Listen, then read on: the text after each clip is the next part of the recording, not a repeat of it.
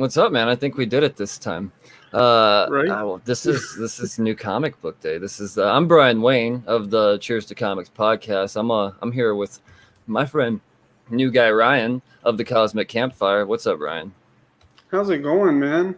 I'm pumped. Like I'm almost literally pumped because I went outside. I was fucking around on the basketball court before this, try to get my blood going, get the excitement up and everything, because I've been buried in books all day.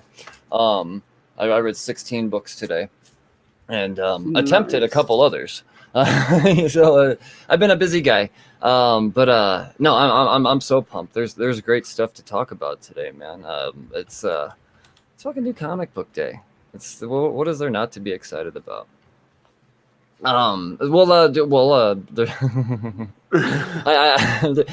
I don't know, man. I'm overwhelmed with all the incredibleness that this new comic book day has brought us, and I think I want to talk about some of that old shit though. I haven't had the chance to get into yet. So before we get into the speculation and all the great books that came out this week, I kind of want to talk about the hot subject right now. Does Batman does he eat the pussy? What's the the verdict on that, according to so many Val Kilmer's weighed in, Jim Lee's weighed in, and I mean it's an overwhelming yeah. Now here's the deal. Well, I don't want to come on here and just what do you think? Do you think he?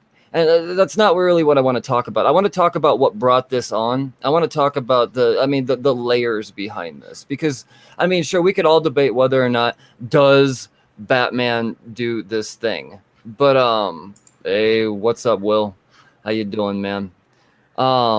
It's I don't think that's really the topic of debate. Like I said, this all spawned for a little bit of a quick backstory. The Harley Quinn animated series, which is incredibly raunchy, and they've had no problem really showing anything at all. I mean, it just is what it is.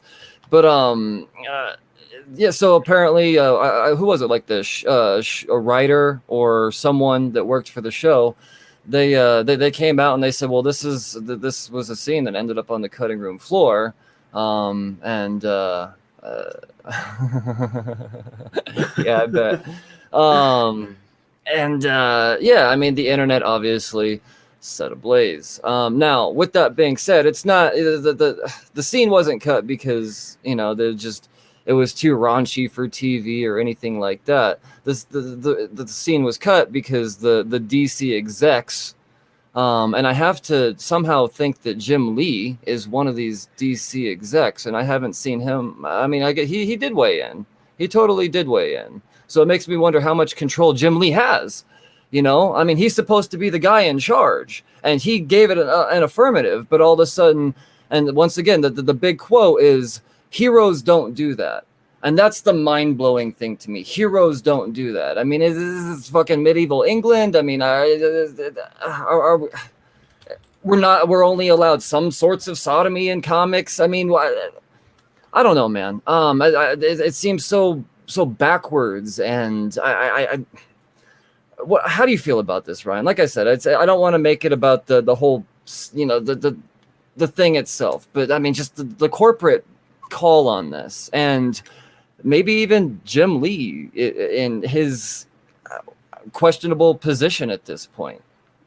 What do you think, man? Yeah, like I wonder, because it's an odd story to break at the same time that they're transitioning under Discovery.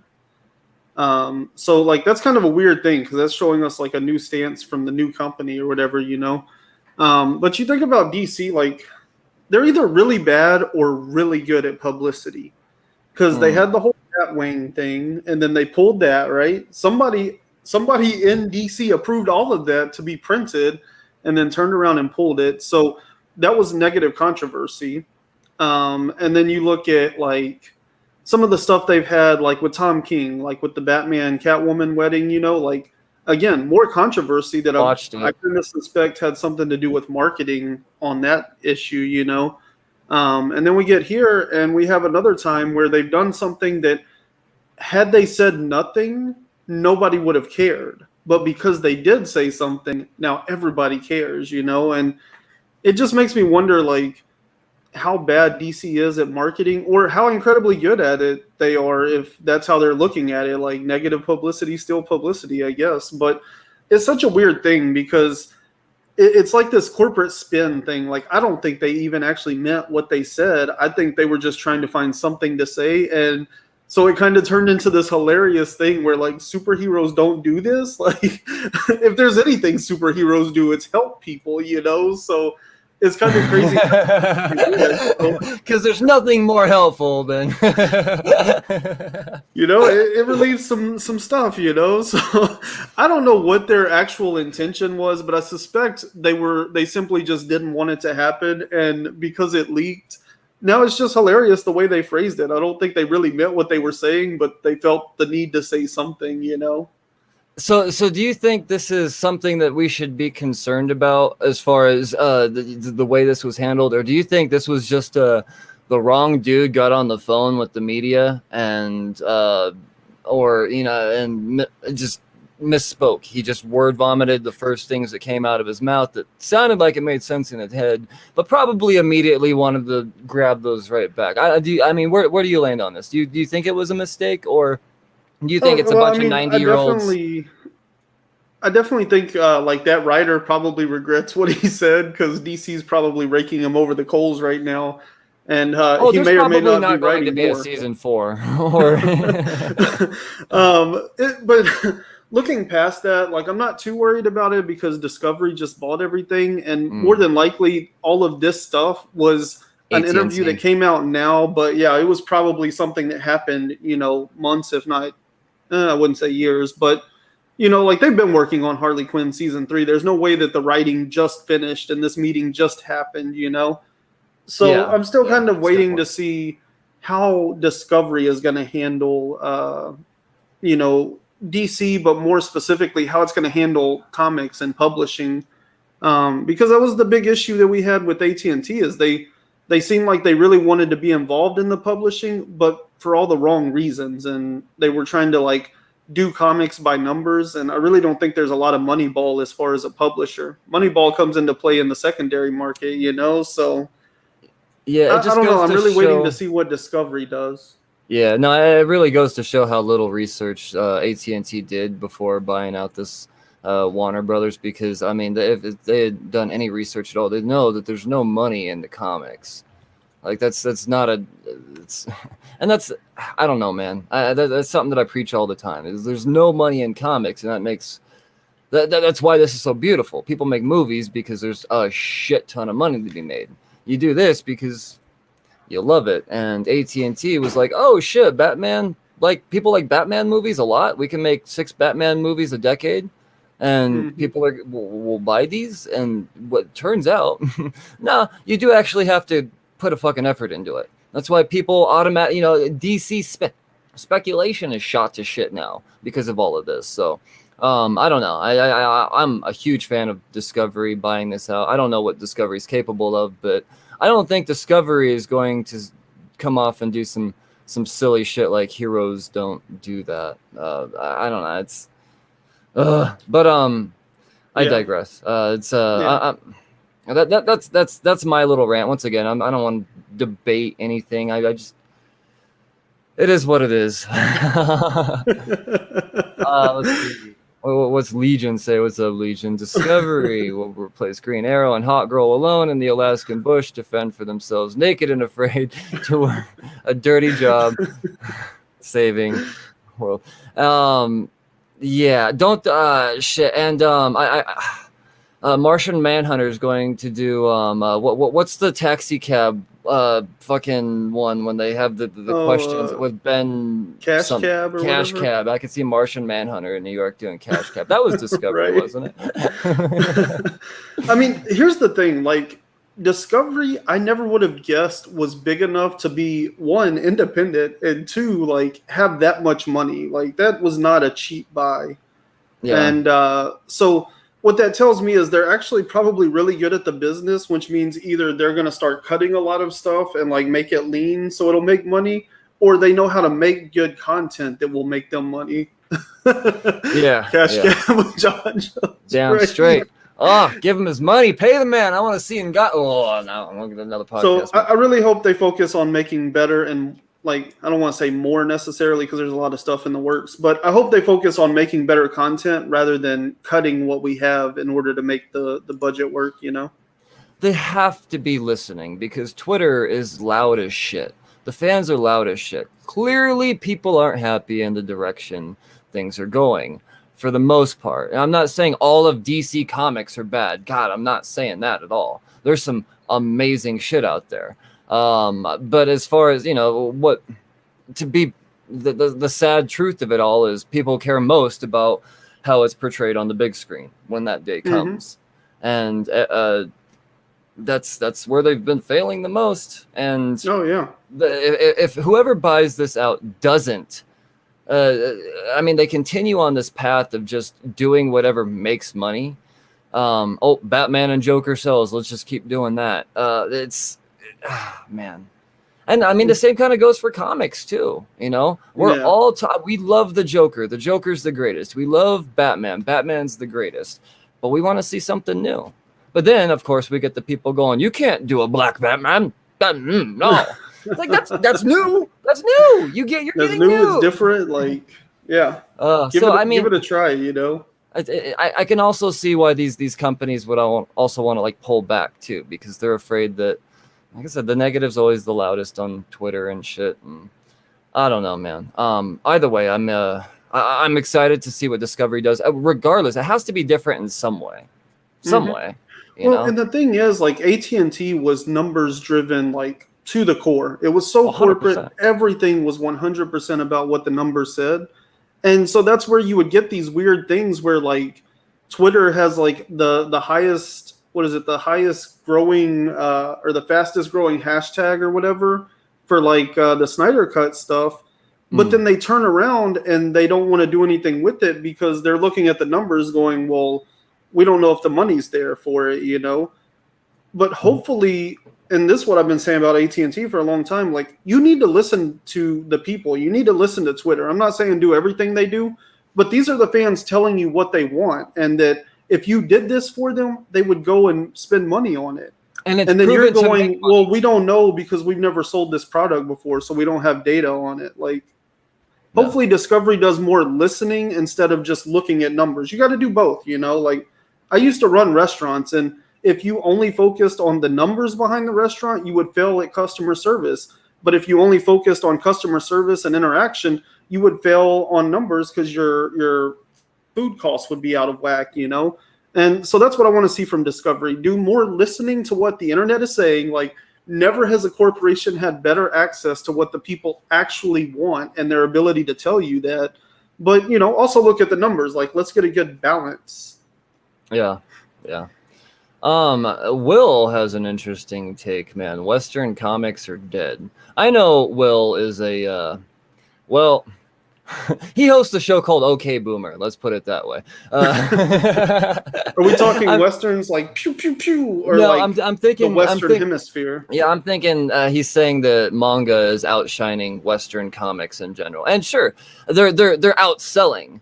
But are they really doing better? Are they putting out better stories? I couldn't tell you because you're not going to see me even give it an attempt, you know. And that's just the what it is, you know. I'm Western all the way, man. To say that Western comics is dead, I think is actually kind of silly, you know. No respect, we all have our opinions. If you think Western comics are dead, I'm sorry that all you have to buy is My Hero Academia or whatever the fuck's coming out now.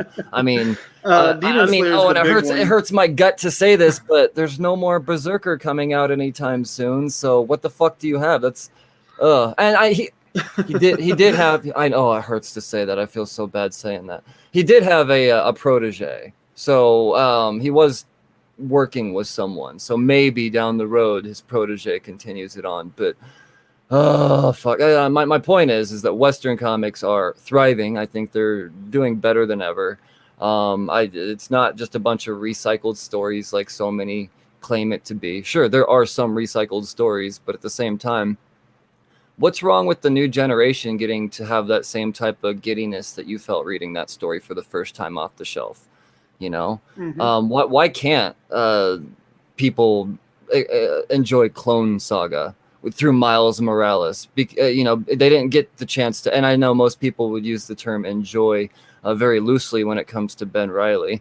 That whole story arc, I know most people hate that, but I mean, I still love Ben Reilly as Spider-Man, so we got that. I mean, my point is that people, like you're saying, indie comics is what it is. Will, yeah, sure, but it's still Western, you know. Yeah. Yeah, I don't know. Yeah, I mean, and like Legion says here, you know, are they outselling? Like, I would need to see an actual mathematical breakdown, because manga comes out in a lot of different ways, and generally it's released weekly. That's why there's weekly at the beginning of Shonen Jump, you know.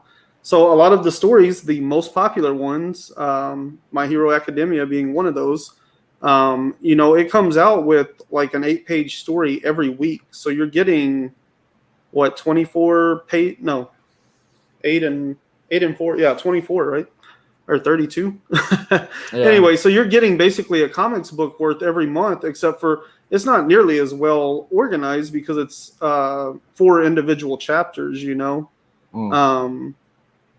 So yeah, there's a lot of questions about how those numbers are compared, because if you were to put Justice League against Suicide Squad as far as sales, well, Justice League automatically sells twice as many because it comes out every 2 weeks, you know. So there's a lot of questions about how those numbers are being compared. I do think that manga has something that's appealing to a lot of people, especially like teenagers. So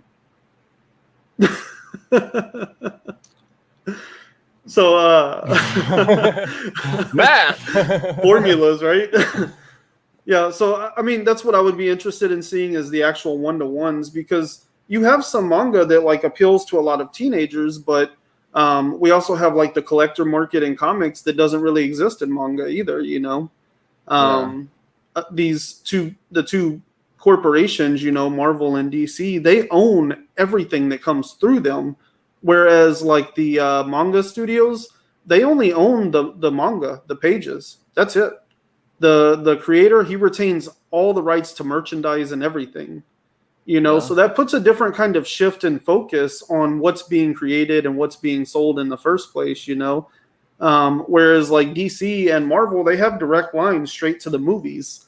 It's not the same in Japan. The manga studios do not have the rights to the anime or the movies, you know. So there's a lot of weird things to compare there, but there's definitely a big cultural shift towards manga the last, you know, like 10, 15 years. And I think a lot of that has to do with kind of like how they're appealing to Johnny Quick's formula.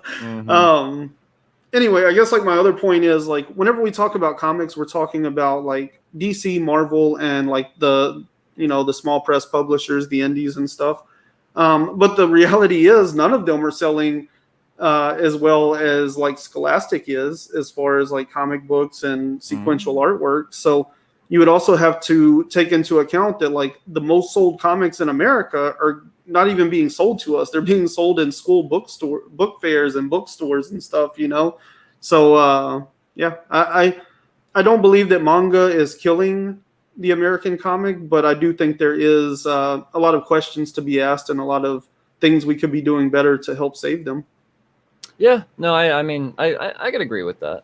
And I mean, I know Will was, I think he was saying the big two as far as the Western goes is what's dead. And I get that, because indie comics are bigger than they've ever been. There's no denying that. I mean, anybody that denies that probably believes the Earth's flat.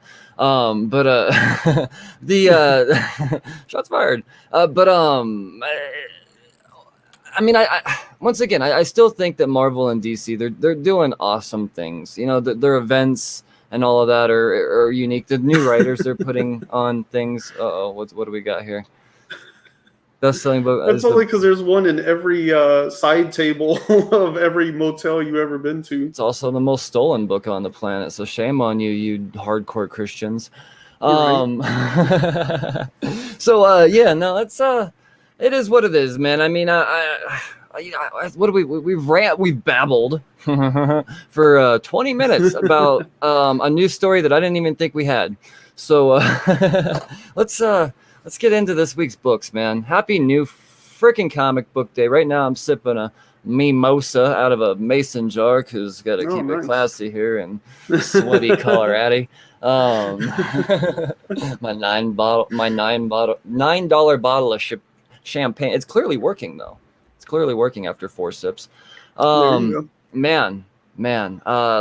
Let's talk about some speculation, man. On the surface, there's probably not a whole lot to get excited about, but I've got a couple of things this week that I'm proud of myself for calling out. I said that there were going to be some instant flips, and yeah. So let's get down to it.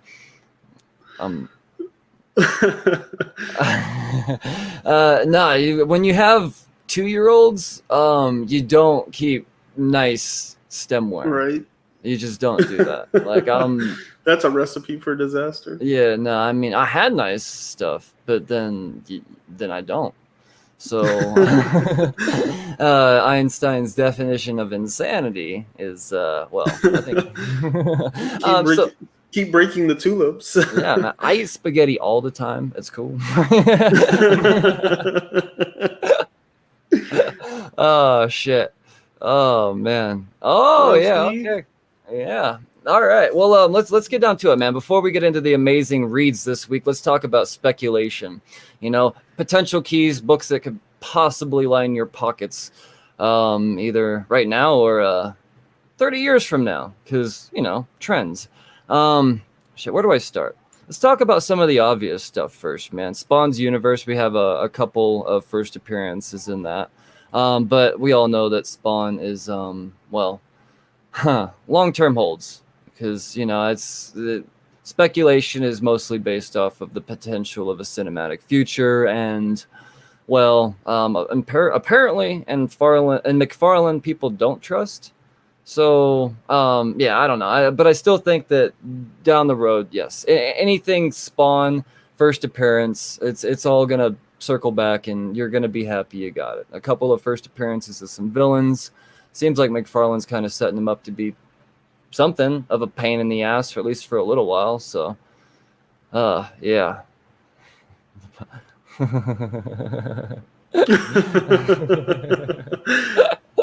I like that. If they ever make a movie out of it.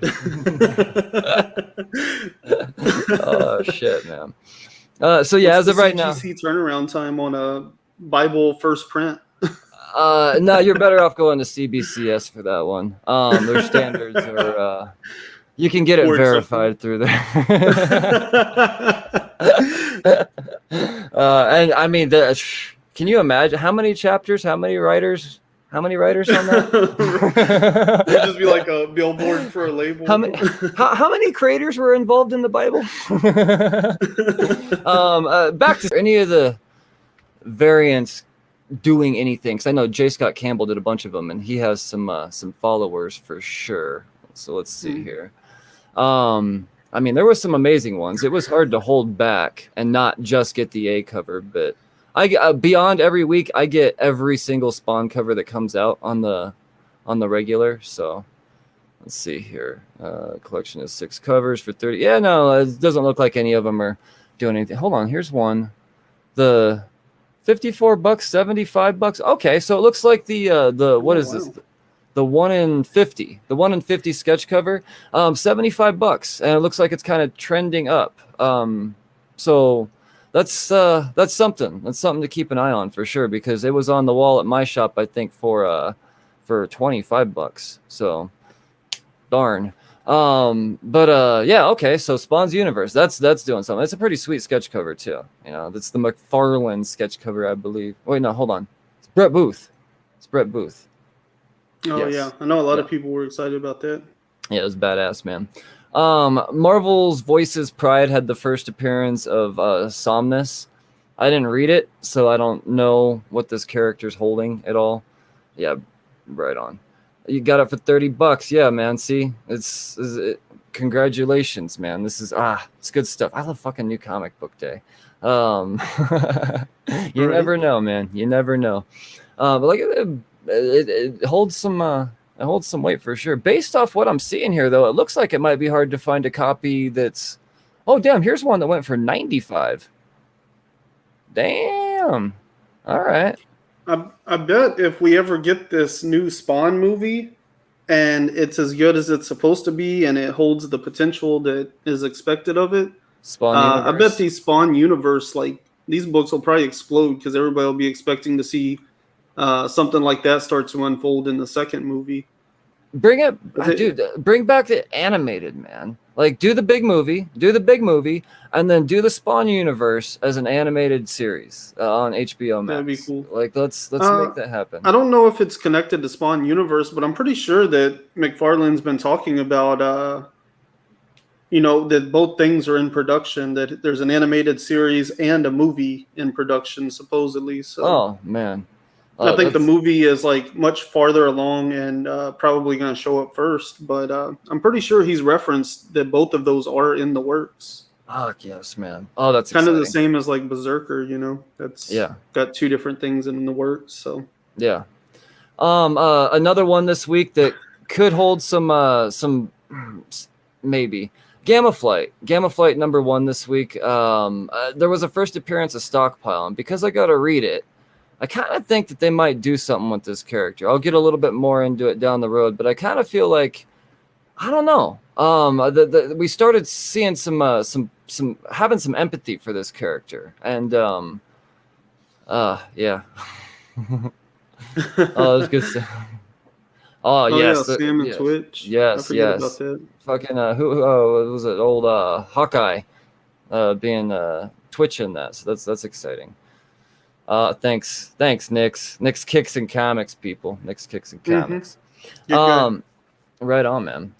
So yeah, no, what they're doing with Stockpile, like it could hold some. I don't know. It's kind of a cool character. I'll definitely get into it more. Right now, it's not going to be doing much, but I do think it's the first solo series for Gamma Flight, but it's clearly set to be only 5 issues because right off the bat, and like I said, I'll get into it more. It's set up to like this is our mission, and then peace.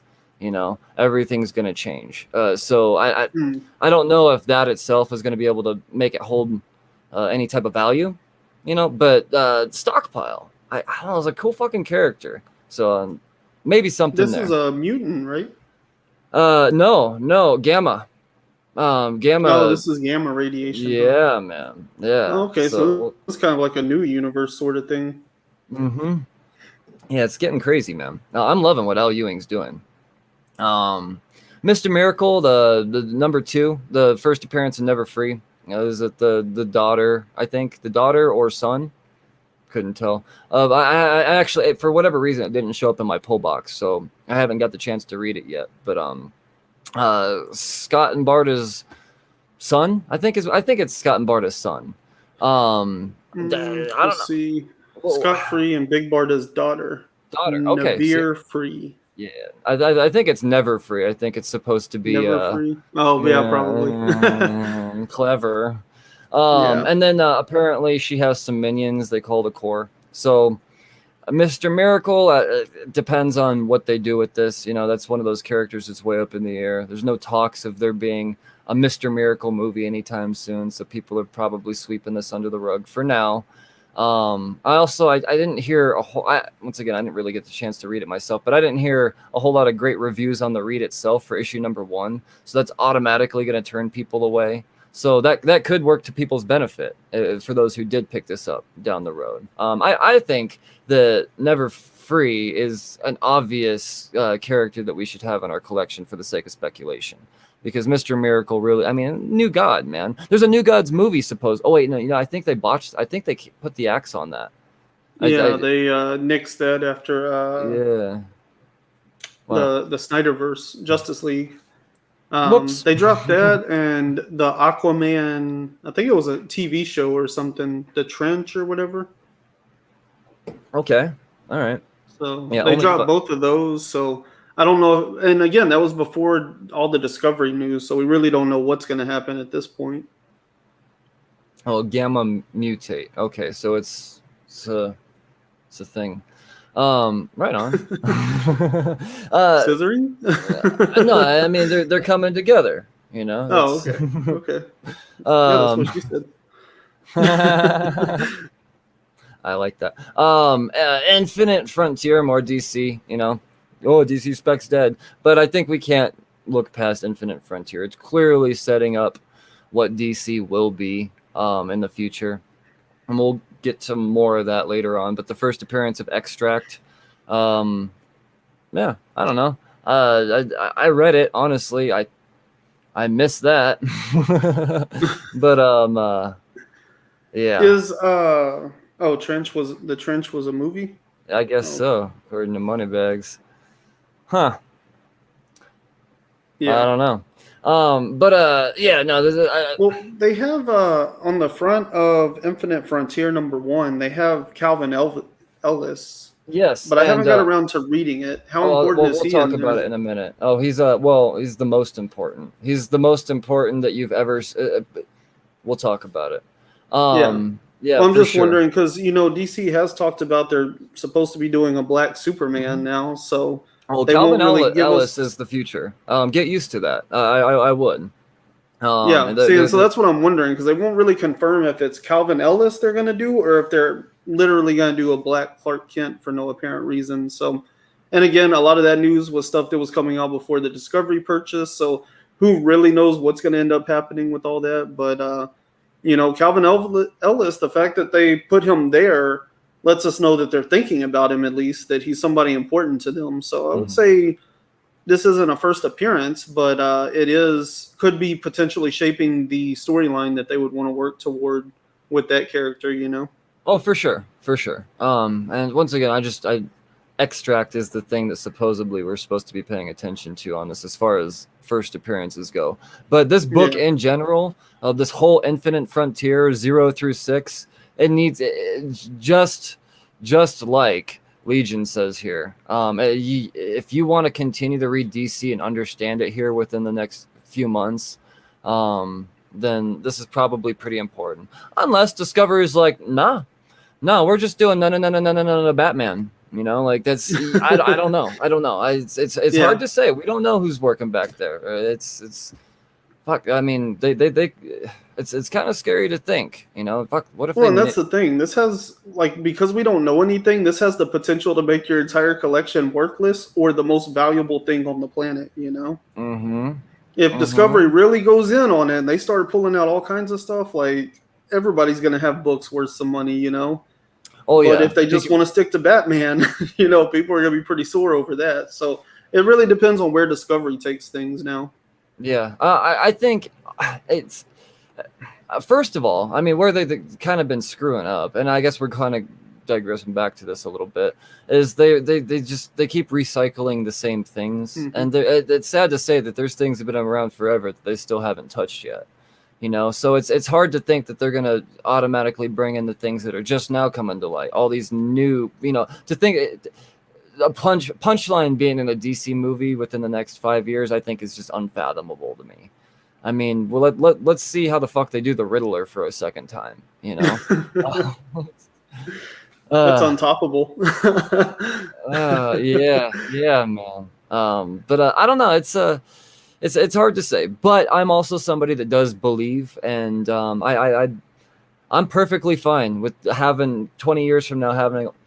Blow this shit off and go, I got this, and all you people talk shit, and yeah, man, yeah, no,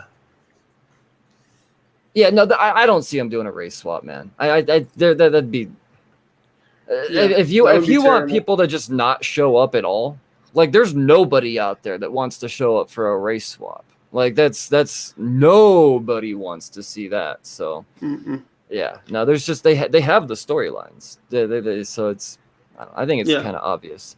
Another DC spec. We got a cameos. Checkmate. First cameo of Damon Rose. Apparently is I don't know. I mean I read it, but once again it just kind of really slipped in there, and I don't know. Cameos are one thing. It's a Brian Michael Bendis creation, so That's not a point of pride, Mark. I'd still show up. No, they're still counting your dollars, dude. They're still counting your dollars. That's all they want. Just so you could get that sweet refund from whoever messes that movie up, like George Clooney. Oh man, but no, Checkmate. It's just something. Maybe keep your eye on it. A Brian Michael Bendis thing. You never know. Some of his shit goes through the roof. Some of it, it's already forgotten about. Like, it could be rough sometimes. So I don't know, man. I mean, I haven't read a ton of Bendis, but I've been reading his Justice League stuff, and I feel like every other issue is like really good, and then all the ones in between, you never know what you're gonna get. And I've kind of heard other people complain about his consistency, so I've heard honestly good things about Checkmate so far, and I know there was some people that were excited for it, but it's one of those things I'd rather just wait and see if it turns out okay. Yeah. I mean, it's I don't know. I feel like when Brian Michael Bendis teams up with Alex Maleev, like that's his best bet. I feel like those titles always do the best. So I feel like that's our hope with this. And I did read it, and we'll talk about it just here in a bit. So yeah, I didn't expect to read it, but I did. Let's see, Electric Black #1, the second print. I haven't looked that up yet on eBay. Now, Electric Black, as we all know, is supposedly going to be setting a record for being. Setting a record, like it's going to go into the Guinness. First horror animated series based off of a comic book, and it's unfathomable to think that hasn't been done yet. He's hoping King Roach. Yeah, it would have made sense, but at the same time, Bendis with his Leviathan connection makes this make so much more sense. So yeah, I'll get to that for sure. Let's see here. Picked up Checkmate. Got. Oh yeah. I mean, anything the questions in. Yeah, I can't wait to talk about it now. So where was it? Electric. The second print on this. It's the first print's been out of print for a while now. So for them to bring it back like this, it's I don't know. I really think it's gonna do some stuff. Let's see what's it doing here. About cover price. Do you know who's working on it? I should know this. Is it a Netflix thing? Yeah, that's Joe. As far as the producing. Shit, who is doing it? You know what? Let me look that up. Electric Black. I hope it's somebody that has a good track record with animation. Netflix. Oh, it's Netflix? Yeah. Yeah. I trust them. Their animation stuff's actually done better than a lot of their live action stuff. So. Yeah, and I mean it's going to be an adult cartoon TV series. So it's Netflix don't. I have a lot of faith. I think this says Netflix. BoJack Horseman was a hit. Castlevania has been a hit. The Dragon Prince, that's a really good show.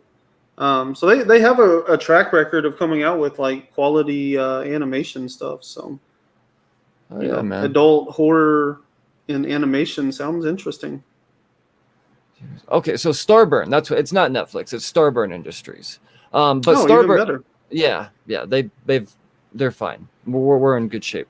It's the automatic Google search was Netflix because I guess that's the standard for this. That's what we want. Well, that's probably what everybody's looking for. Yeah, no, but Starburns, we're good. We're good. Starburns, that's out of the park. I'm already a fan. So the second print right now on eBay it's not doing much, but as soon as this thing hits, because the first print was an incredibly low print run too. I'm just kind of actually now I gotta go back. What was the if I were to look for first print? What's that going for? I guess about $25. I still have to watch that episode. What's the new Rick and Morty? Yeah, I don't know. Eventually, I'll get to it. I kind of lost my my interest in all of that. Just yeah. Yeah. I liked it when people didn't know what it was. I guess that's just the fucking that's me. I got to be different. Yeah. So let's see what else here. Something is Killing the Children, number 17. There, we got the first or the origin of Erica Slaughter. So there's that.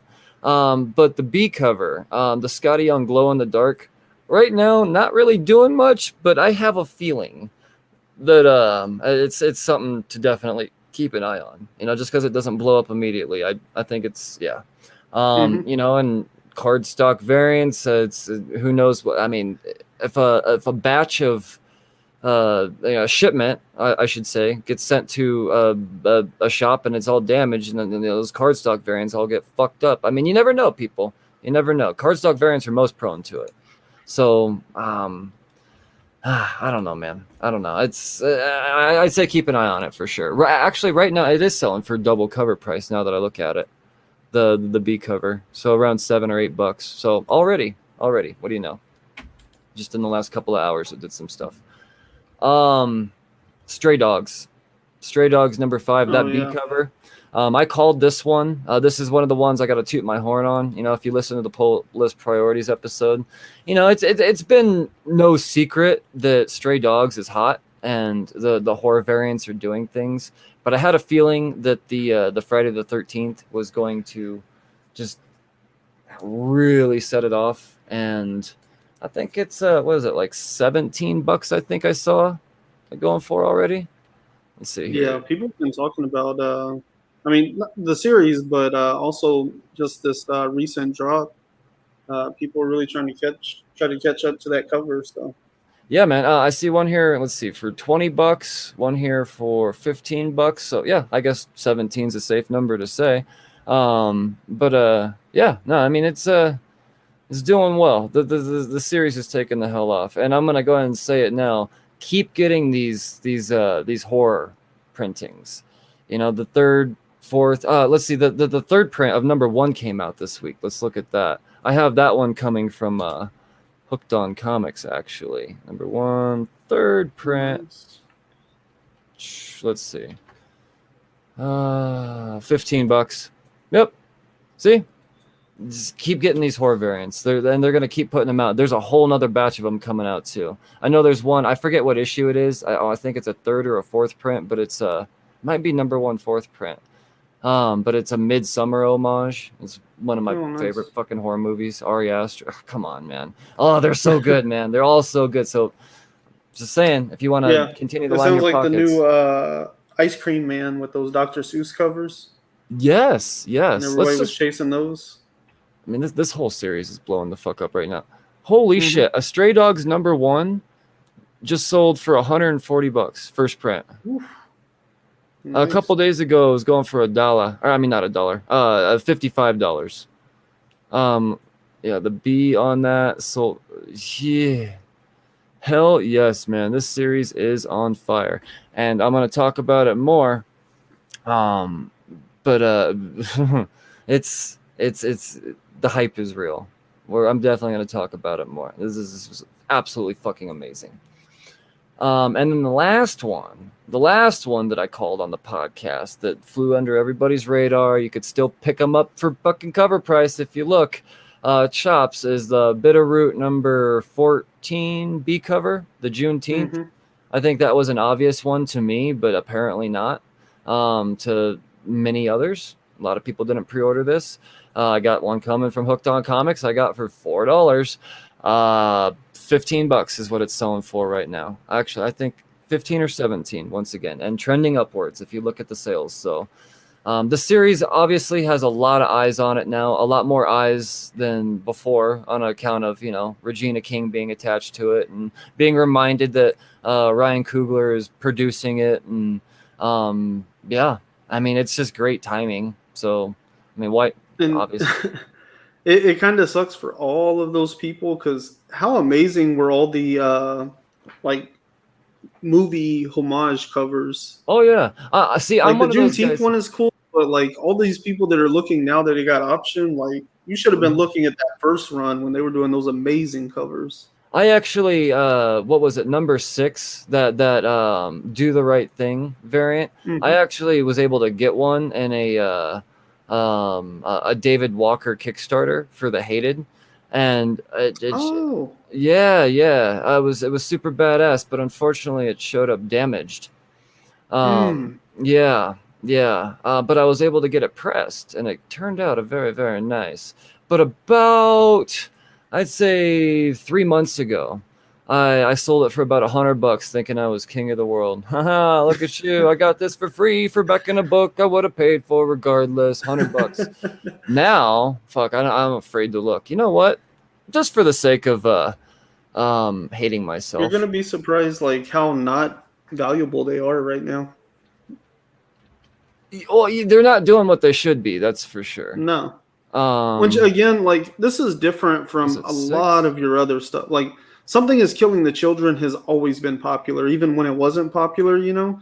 So when that gets option and stuff, like people spec like crazy. I mean, I hate to say it, but a lot of people have not been reading Bitterroot, and it shows now that it's getting option. People aren't even really noticing that news because they don't know anything at all about the series, you know. Oh, they will. This is gonna go off like I think this is going to be one of those when the movie shows up and people walk out of that theater, then people are going to be looking for these books. Yeah, for sure, for sure. Yeah, okay. I'm seeing a set of 4 on eBay right now. The Bitterroot number 1 Mignola cover, Bitterroot number 7 Purple Rain. I believe this is Bitterroot number 8. I'm seeing a little thing here, and the Bitterroot number 6 Do the Right Thing, but the second print.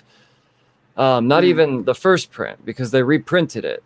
Yeah. Those 4 covers going for about $150. So What? yeah, No way. yeah, man. Bitterroot, it is doing okay, but not nearly what it should be.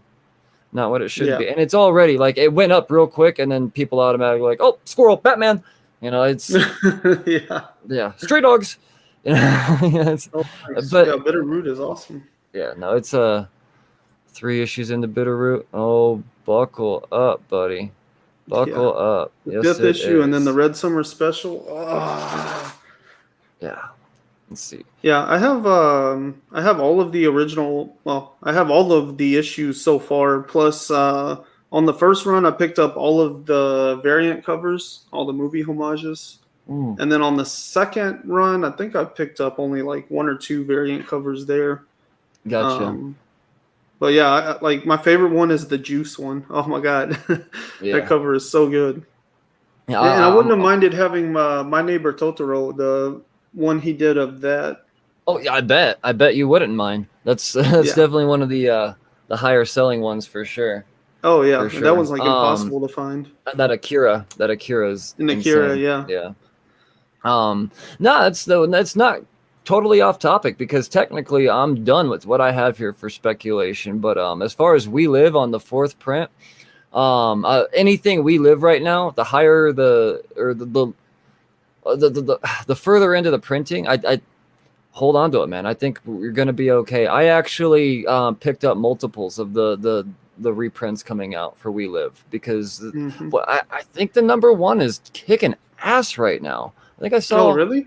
Like $50 or something like that for the first print on number 1. Yeah, this is what I like about We Live is this 38. is organic. This is not just collectors driving these reprints. This is people finding out they missed out on something and they want a copy. Yeah. $50.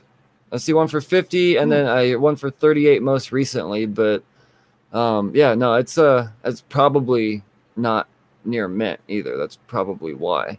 So I don't know, man. I think it's a great pickup if you can get reprints of We Live. I'm picking it up only for the sake of speculation. You know, I hear great things about it. I read number 1. It just, you know, it didn't necessarily resonate with me like it did most people, and that's fine. It is what it is. But I also saw where the audience is. Yeah, no, I mean, I knew there was an audience for it, so I continued to keep it on my pull list. And I love seeing that this is already a $50 book. A book like this already selling for around $50. Buckle up. Like this is one of those things, like, man, like, I really like it as a comic. I kind of hope it just stays as a comic, but like, I would also like for the creators to get the exposure they deserve for creating something so unique, you know. But like an animated show, maybe I really don't see how they're going to do that in live action. It's a lot. I don't know, man. A lot of people said Studio Ghibli right off the bat reading it, so Mm-hmm. I don't know. Yeah, like it's definitely adjacent of that style. Like I don't feel like it's copying Studio Ghibli, but you know, there's definitely like some influences running through it. Really? Okay. All right. Yeah, well, like the end of the first story arc there is like it's a complete surprise. There's plenty of like hints laid out once you know what happens at the end and go back and reread it. Like there's enough hints that it's like, oh yeah, like this wasn't totally out of the blue, but it sure doesn't feel like it when you get there. You're like, whoa, this just happened. All right. But like in the best of ways, it's not like this was so out of the blue that it isn't good. Like it aligns with what you're gonna want by the time you get there. It's a really good series. Well, I mean, so many people are all over this. So, I mean, there's got to be something to it. You know, there's things I miss often. You know, it happens. I'll give it a shot though. I'll give it a shot. Man, I think that's about all I have for the sake of speculation, man. I was gonna say before we wrap the speculation, the one other thing I'm gonna bring up is something is killing the children. Okay. In number 17, you're introduced to Erica's mentor's mentor, right? So like you basically in a room, you have like 3 generations of monster hunters. Okay, so it's more than just her origin story. You're actually seeing more new characters pop up. Mm-hmm. Yeah, because this issue specifically was really strong in that like it gave you like bearings and stakes, right? It kind of explained who Aaron is and why his story could be important to you. It explains what Erica is about to go through to become a monster hunter. You get the stakes and the concerns of her mentor. I think her name is like Elle or something. Okay. But yeah, her mentor, you know, the one that saved her when she was a little girl, you get her stakes and why she took Erica in, and not exactly why, but you understand that she has something to lose by bringing Erica in, but there seems to be some reason that she broke the rules to bring Erica in. And then you meet that her mentor's mentor is like this old black lady named Ada, and she doesn't say anything in this issue. But she has an emotional reaction that tells you there's a lot more to this story and like what the House of Slaughter is. They do explain a little bit of why they're called the Order of St. George. So you get that in there. And then you also get, you know, her little plushie, the squid thing. Mm-hmm. So they put that on the mantle, and there's 3 other ones. And so you find out every monster hunter has their own little plushie. And they're not all those little squids. Like, they're all different stuffed animal creatures, you know. And just to double down on that, in James Tynan's newsletter this week, he showed off some new, the first official Something is Killing the Children pins, like enamel pins, you know. And the way that he talked about that and kind of Something is Killing the Children and stuff, he makes it pretty clear in the newsletter, like he owns basically all the rights to that property, him and Werther Deladera. And, you know, the way he kind of talks about it, sounds like he's looking at more merchandise based on Something is Killing the Children. So I'm kind of just putting 2 and 2 together here. But if he's introducing these new plushie dolls and stuff, and they're all just as iconic as that little squid, and he's starting to look at merchandising and stuff, because that's probably going to make him more long-term money than the series will itself. I wouldn't be surprised if we start seeing more pins and maybe even stuffed animals down the road. Well, what about just spin-off series in general? Like that too, yeah, because they set up like Aaron and all that. Awesome, man. Awesome. Yeah. So I think there's a lot to spec on in Something is Killing the Children 17. Sweet. Well, that's good to know. I know that it's hard to make quick money off this series right now as it comes out, because now everybody's eyes are on it, and it's all being ordered in abundance, by all the shops and everything. I get that, but what we have to remember is it doesn't take long. Once again, short-term memory, people trying to flip the book, they're not making what they want on it, they store it away for a while, and then all of a sudden those books are stored away and they're not on the market anymore. It's like they don't exist once they're put away. And that's just the economics of things. And, there's fewer and fewer of them out there, and then the demand goes up, and all of a sudden, boom, they're there. And then, maybe a lot of times people forgot they fucking had them. I mean, I follow social media posts all the time where people are pulling out, a bunch of, I don't know, like ASM 361s going, oh, is this, I forgot I even had these. It's like you forgot you had 12 ASM 361 stashed away. It fucking happens. And then boom, all of a sudden, once those hit the market again, things start dwindling down. So I don't know, man. It's I don't mean to give a fucking economics lesson on comics. It's just things to keep in mind, like as far as the speculation market and why it roller coasters the way it does. I think something is killing the children, both A and B. A, for the sake, obviously, of all of these new characters and things that are, brought to light in this. And B, because it's a badass fucking glow-in-the-dark variant of all of these fucking characters and shit brought to light in this. I think it's a book that you shouldn't be mad that you went heavy on, even if you didn't make it big right off the bat. Yeah, the only two books really that you're kicking ass on this week were the Stray Dogs number 5B and that Bitterroot number 14. By the way, I said, called that motherfucking shit. Listen to the podcast. Listen to Pull List Priorities. Like I said, I actually have a podcast. It's not a YouTube channel. If you just subscribe it on fucking Apple and Spotify and all that shit, I just ramble by myself about all of the good things. Yeah, man, that's speculation. Shit, we spent an hour before we even started talking about what we read this week. And we thought it was a spec light week. We did. Lots of stuff to talk about, though, man. Before we do, though, I want to give a quick shout out to the latest and greatest sponsor of the Cheers to Comics podcast, Nerds Forever. Head on over to Nerds Forever if you're just happen to be passing through the little old town in Newcastle, Wyoming. But they also have a website available for all of the world to enjoy. So please check out Nerds Forever. Nerds with the number 4. You gonna like them. Tarl with the T, not Carl. Tarl. He's the absolute greatest. You're not gonna have any type of customer service better than that man. I promise you. As a matter of fact, I enjoy his service so much that this is gonna sound dirty now that I said it like that. I'm gonna go see him myself in person. No, Tarl. No such services were brought up in my were rendered. Yes.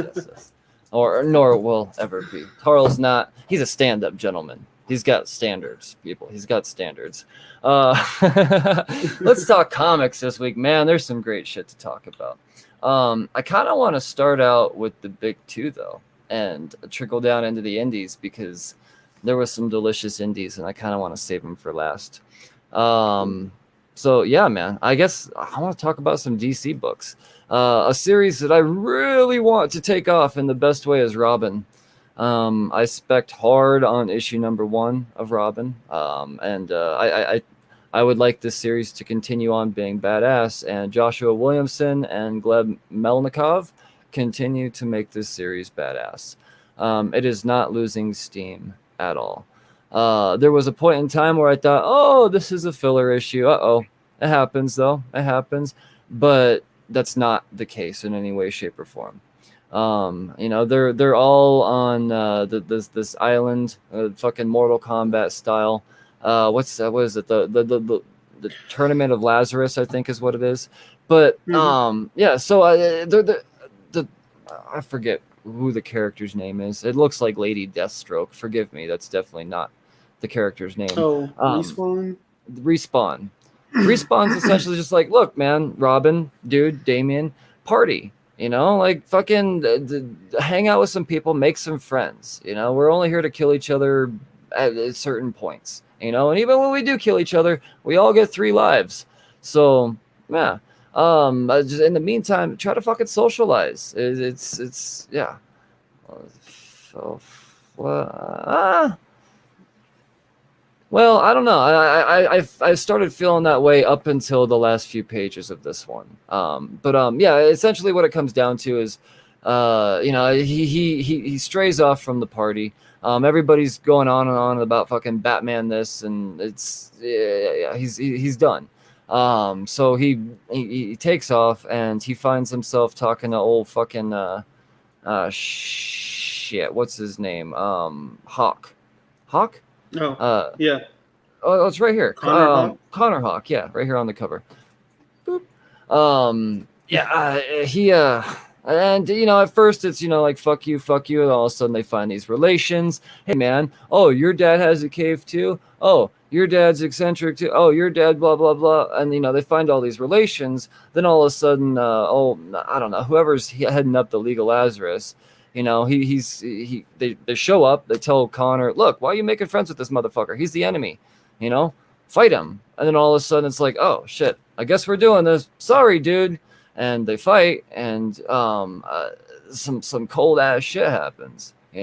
Connor gets the best of Damian. And it's. But the thing is that the cold ass is fucking metal. He doesn't kill him because if you kill him, then he comes back and he heals. But if you don't kill him, then he's just there fucked up. So when it's time for him to fight, he's just fucked up. And yeah, man, I thought it was really metal. I don't know. I think they're doing a good job with keeping me in this. I'm still all about Robin. I think they're going to do good things with these characters. I want to see where this first arc goes with the League of Lazarus, after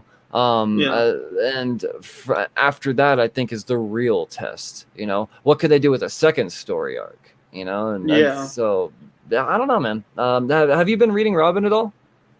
Yeah, I read the first one and I enjoyed that one. I thought it did a great job with the pacing across the book. Like, you got great stuff with Damian reflecting and his family, what they're thinking about him and stuff, So I thought that was all really good and was a great setup. They go to the island, you get all this cool stuff on the island there.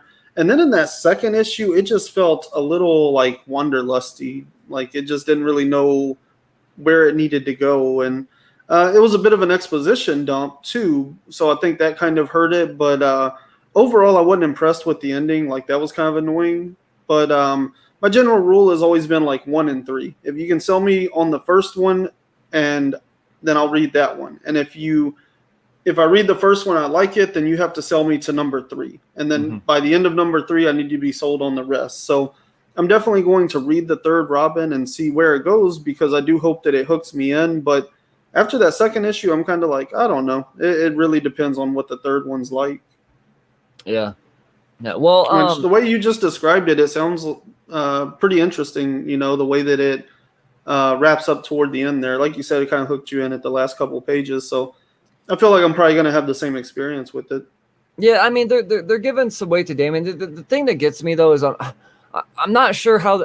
Like, is Damian the badass, or because the way he was introduced at first, everyone's like, oh shit, it's Damian, and then fucking Flatline comes in and rips his heart out, and then oh shit, it's Damian. Nobody wants to make friends with Damian. Then Connor Hawk comes in and fucking gives him the elbow of death, and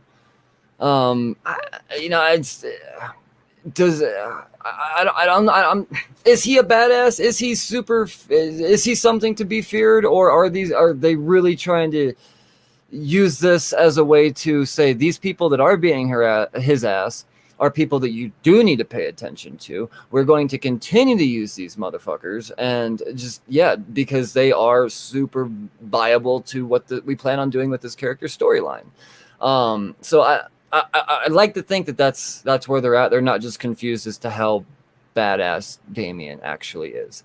But I don't know. I mean, it has interest because, like, they kind of show it at the beginning of that first issue. Like, pretty much everybody that, like, Damian is well trained, no doubt about that.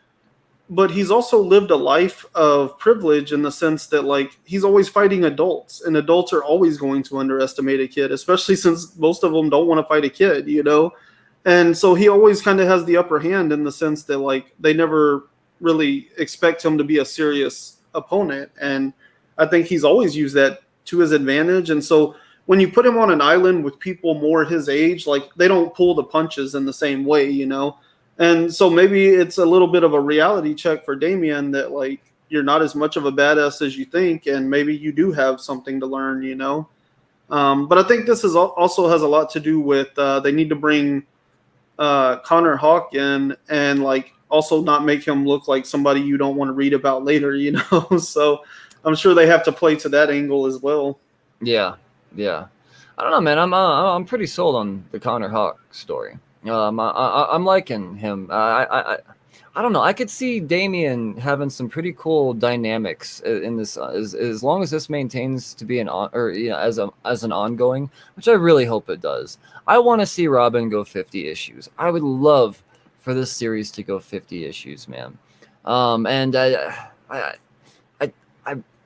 feel like that's what they're trying to set up. You know, if Nightwing can get a 80 issue run and going, and that's not stopping anytime soon. That's easily going to hit 100. No, if anything, it's about to go farther. Yeah. Yeah. So why can't Robin? You know, it's time. It's time, and I think they're setting up his future with these characters. And I don't know, man. I'm into it. I know people weren't super stoked on number 2, and even I was kind of like, oh, this is really hurting me for somebody that was super invested in issue number 1. Like I said, I bought fucking 25 copies of that. But I'm very, very, very confident in this series now. Now it was, like I said, it was gangster, man. Like the way it went down. It was cool. Yeah, I mean, Joshua Williamson is what sold me on it in the beginning anyways. So I trust him to come back. I mean, you see it a lot, you know, that sophomore outing is usually kind of takes a bit of a dip, you know, so we'll see how he does with number 3. If he can hook me in there, I'll definitely stick around for a while. Yep. Checkmate. So Checkmate. Oh, the old BMB and Alex Maleev. Like I said, I love that team up. Bendis has had me on the fence lately, you know, since going over to DC. But this is essentially Checkmate getting the band together to take down Leviathan. And, you know, that's why it makes sense for it to be a Brian Michael Bendis story, you know, because it's really just a continuation of the Leviathan story. But I don't know, man. I like this team. I like the dynamic. I feel like Bendis is actually maybe putting a little bit of effort into these characters' voices. You know, I'm not going to go all into the ins and outs of this story because it's a detective story. You know, it's there's a lot going on. I mean, it's 6 issues. There's a lot of characters to pay attention to because it's a team book. But overall, yeah, no, I didn't expect to want to read issue number 2, but it has my interest, man. Like I said, I don't want to spoil a whole bunch, but yeah, man. Where were you at on Checkmate? I know you said you haven't got around to reading a whole lot yet this week. But I mean, where did you stand on this? Was this something that was on your radar, or? I mean, not too much. I've been paying a lot of attention to DC lately, so it's definitely something that I was aware was coming out. But I like I said, I've been kind of mixed on Bendis, and I have very limited experience with him, so it's not a name that really pulls me in immediately. And then I didn't read Event Leviathan or whatever, so I really have no back knowledge going into it. So while I'll probably read it, I'm probably just going to wait until it pops up on the DC app in like 6 months or whatever and check it out then, to be honest. Gotcha. Yeah, it doesn't seem like it's something of incredible importance of anything coming soon.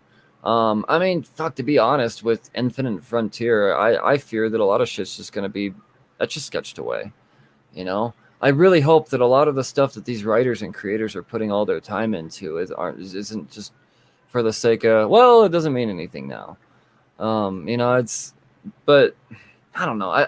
I think they're doing things with Leviathan and stuff in the CW shows. I don't know for sure, but I listened to the Ocho Duro Parlay Hour podcast, and I'm fairly certain that Moneybags and company have talked about Leviathan in one of those series. So, I mean, not that the CW is anything to speculate on, but it gives promise to think that these newer creations are already kind of being brought to light in some sort of cinematic way. So, I don't know, man. This series, I got a good feeling about this 6-issue miniseries. I think this might kind of be Bendis on the up and up again. It was nice to see characters all have a voice. They weren't all Tony Stark, you know? Yeah. I mean, that's one of the problems I've had with like basically every other issue of Justice League is, you know, like it seems like sometimes every character is just like vomiting dialogue at you with no real sense of like who's saying it, you know, and then you'll get an issue where there's like all these strong characters just in the dialogue alone. And you're like, where was this last issue? And then the next week you pick it up and it's like all the good stuff's gone again for some reason. So it seems like a Bendis thing. Like, I don't know what his deal is, but he's very inconsistent for such a big name. Yeah, and honestly, that's why I didn't get around to reading Justice League this week. I'm not gonna lie, I started it, I got about 3 pages in, and I was like, you know what? I have 16 other books to read. I don't have a lot of faith in this taking or being a priority for me because it's just been such a roller coaster, you know. And I'm fucking tired of Naomi-driven story and Justice League, you know, and that's what this continues to be. But with that being said, I did skim through it, flip through it before I put it back in its bag and board, and I will get back to it. I just, like I said, I didn't want to be frustrated going in and having to read 16 other books before that, after that, and just have this like sour taste in my mouth. So I hate to be that guy to fucking talk foul on anything, but that's just sadly what Justice League has been. I don't know. Snyder set a high standard for me on Justice League. I had never read a Justice League title until Snyder's run, and I was hooked on all 49 issues. People constantly talk about that run. So. I loved it. I mean, to me, that's what set up the future of now. I mean, that's what set up Infinite Frontier, to be honest.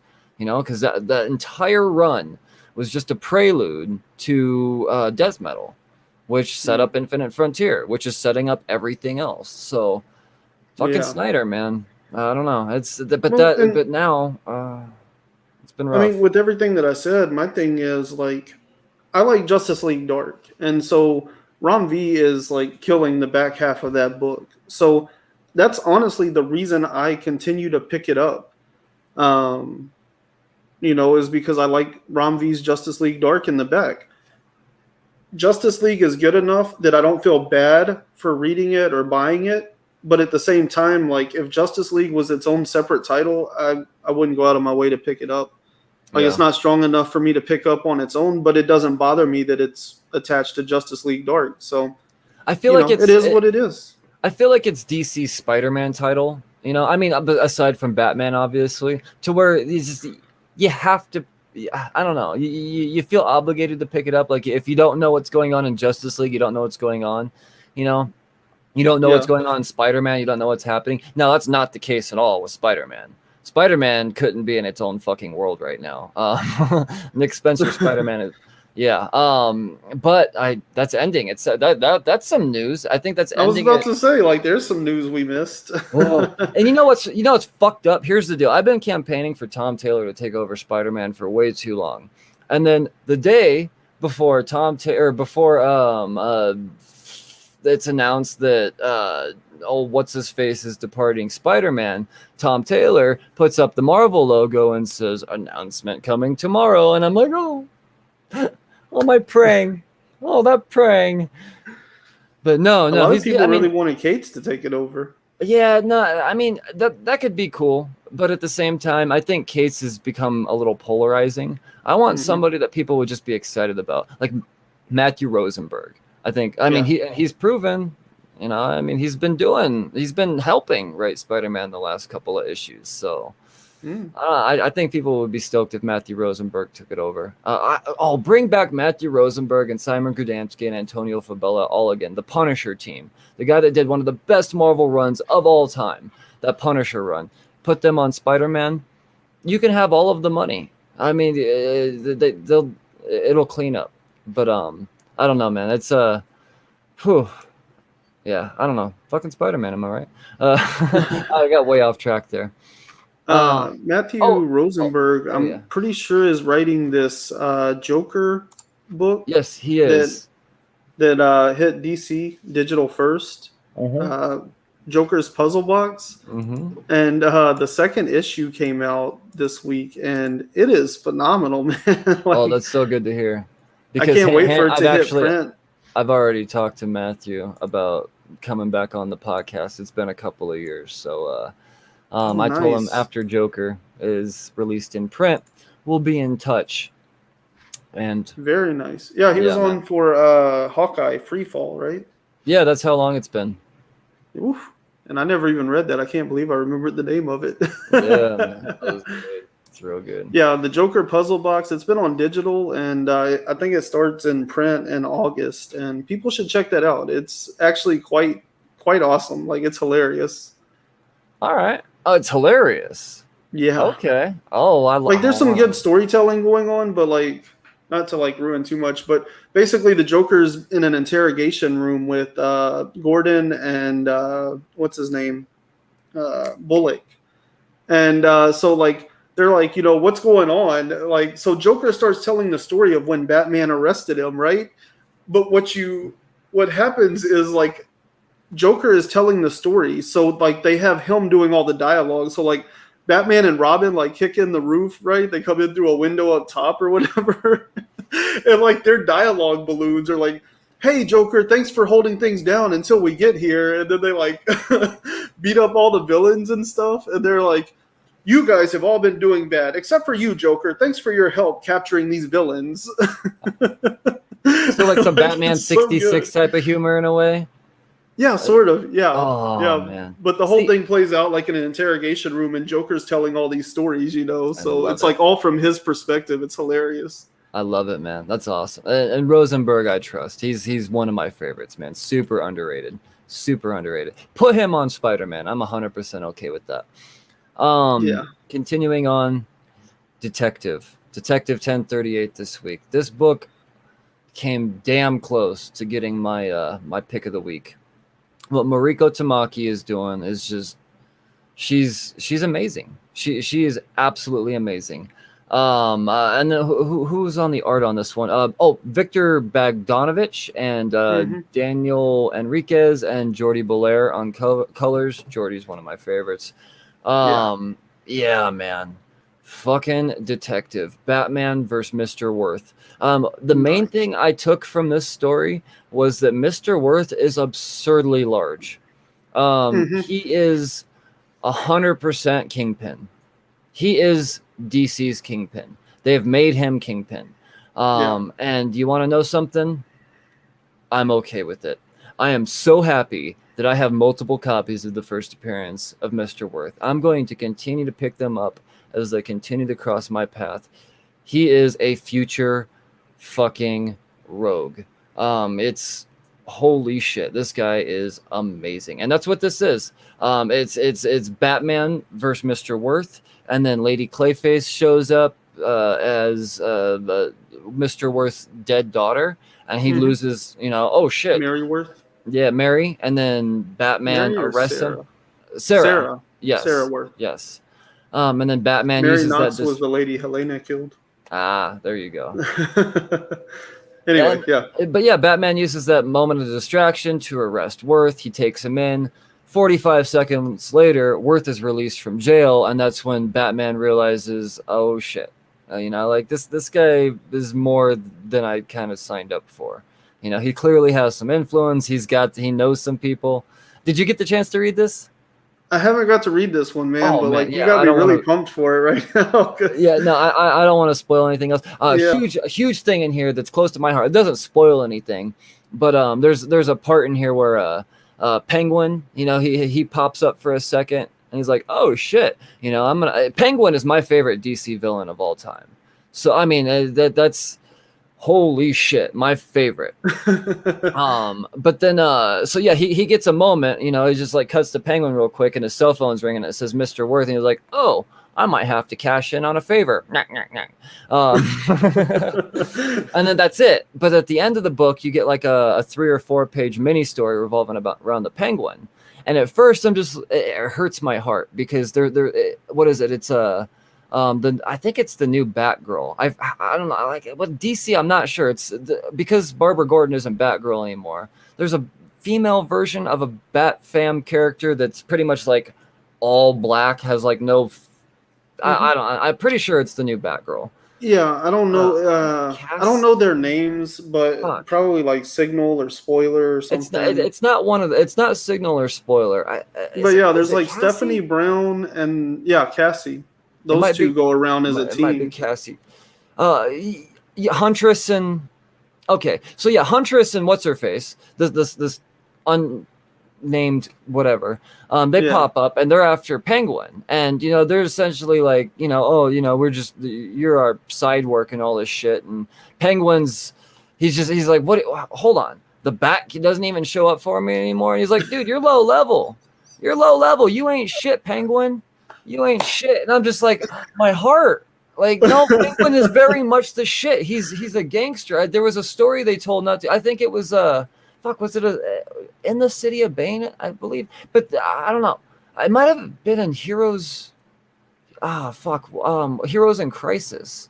I forget. But there was a story where it shows that in the future, Penguin is the last villain. He's outlived all of the Rogues Gallery because that's why he's my favorite, because it's all up here. Wasn't Heroes in Crisis, but I'll have to look into that because I just read Heroes in Crisis like 2 days ago. Okay. I forget what it is.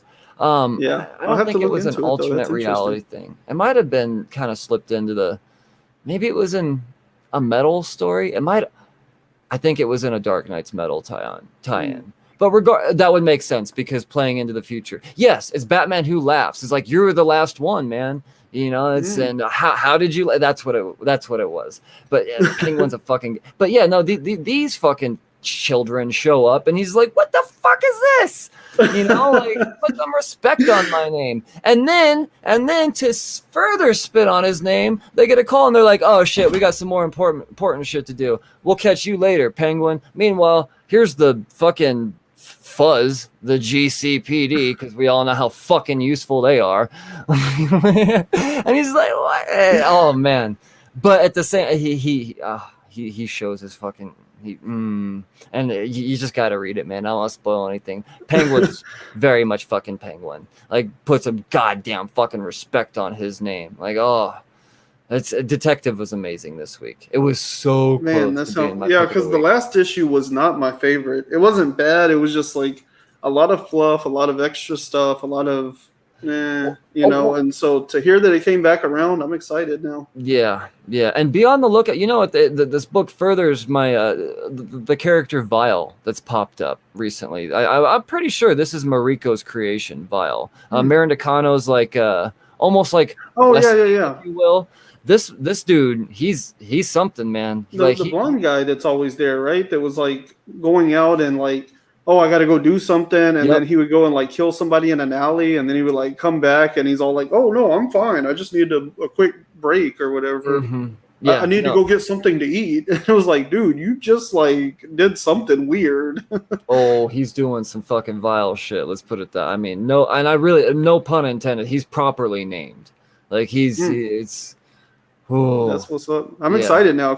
I mean, I did like in the last issue whenever Batman goes head to head with Mr. Worth, and like dude just like calls like what is it? The police department gets a call, and then they just evacuate and leave Batman in a cell inside the jail.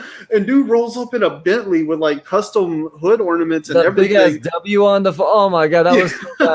At first, he whips out a rocket launcher and just like blows away that prison, and I'm like, so like he called and told them like he's coming, and they're just like, oh cool, dude, like let's get out of here, like and that was the moment where I was like, this is a guy, like this is somebody worth taking note of, because old money, man.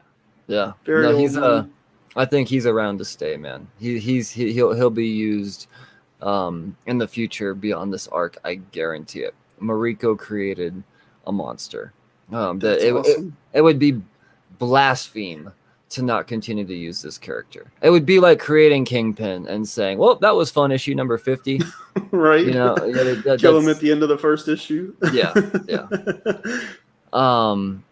Teen Titans Academy this week, number 4. Tim Sheridan, Steve Lieber, Rafa Sandoval. It was a fun issue. It was essentially a couple of the team members going along. They have suspicions that there's other members in the class that could potentially be Red X. Like they go after Tubi. I don't know why. But but yeah, they conclude it's not Tubi. And they go after another one. They're like, oh, it's not so and so. But then throughout the entire issue, they're really leering at the possibility that it could be Billy Batson. You know, he keeps disappearing at the right times, and he goes, oh, you know, my Shazam powers are going in and out. Maybe I'll just be one of these vigilante fucks. Maybe I'll wear a mask. And, you know, dun, like, oh. And then, you know, towards the end of the issue, it all circles back around. They try to call him out. Hey, you're Red X. And he's like, I'm not Red X. I'll see you later. And then they turn the corner and they open a door and they're like, he's definitely Red X. And Red X is standing right there. They're lead. I mean, it was a fun issue. It was a filler issue. They're just gleaming or hinting at the fact that we are going to know who this is sooner or later. I do feel like it is going to be a I don't know who the fuck this is moment. At this point, I have a feeling it's going to be an entirely new character. Yeah. I was a fan of Teen Titans, the original cartoon series, you know. So I was a big fan of that. Red X blew my mind. He was one of those characters I always wanted more of, but we never got it, you know.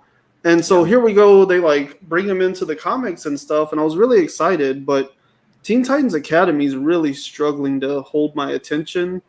And now that they had the Red X go over to Suicide Squad, which is an actual good series, you know, I hope they keep him over there and keep doing stuff with him over there, so I can just kind of let Teen Titans Academy float off into the sun, because that's here. I don't know. It just feels like it feels like they don't know what they want to do with it anymore, you know? Yeah, I don't know. I mean, like I said, right off the bat, it felt like it was trying too hard to gain the success of Strange Academy. Yeah. And I never read Strange Academy, so it should have been an easy win. I mean, it's good. It is. But at the same time, I feel like Strange Academy, it's kind of struggling at this point, too. I mean, it's good, but... Yeah, well, I heard Strange Academy, it took them 10 issues to get to even get to a fight or anything. So yeah, people seem pretty disappointed. People were really into it for a long time, and now it sounds like a lot of it has died down. Oh, I know what I was gonna say though.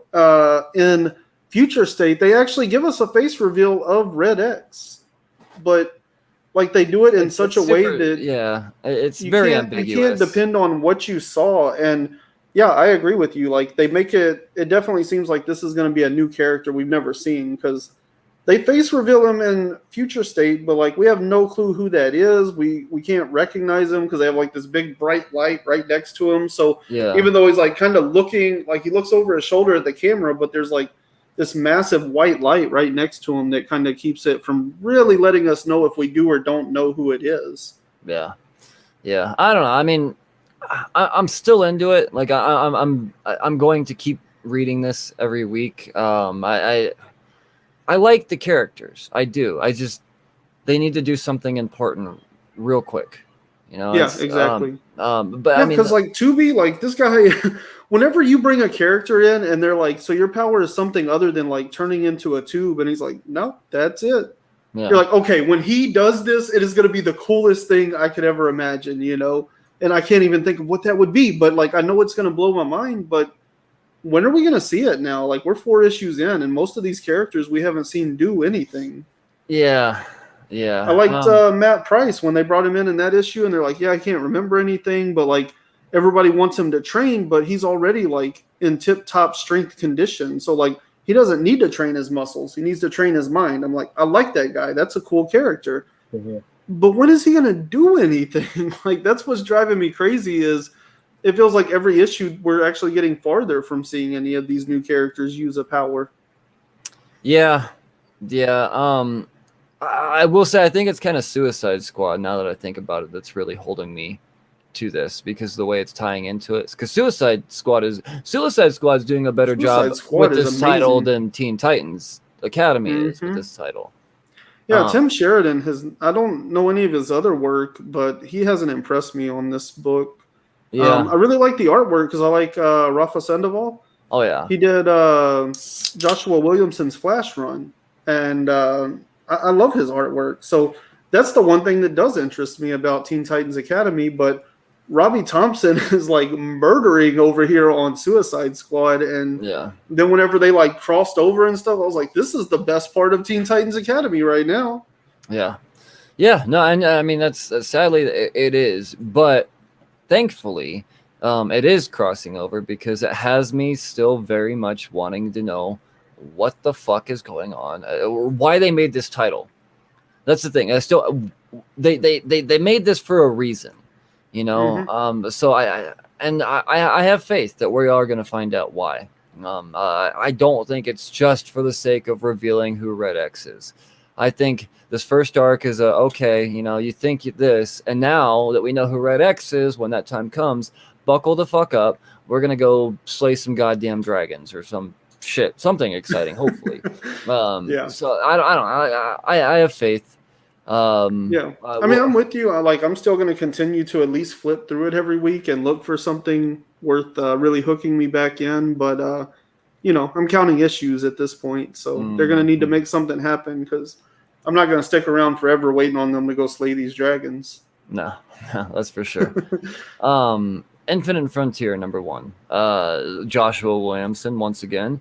Zermanica and Romulo Fajardo Jr. doing the old colors there. This right here, it's essentially the introduction of Justice Incarnate.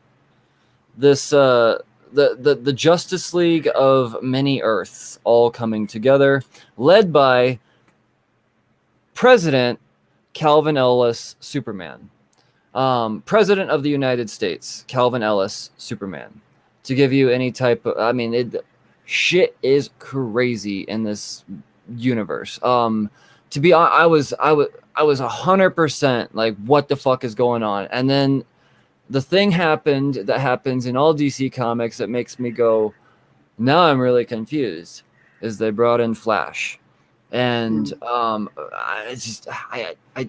I want to like this character, but every time he does something in comics, it confuses me. I don't get it. It's I'm going to go back through all of these different worlds, but I'm not capable of doing it, but I'm doing it anyway. And this shouldn't work, but if I vibrate, this will work, but I haven't done this before. So I don't know Flash enough to understand why anything he does at all. Like I don't know.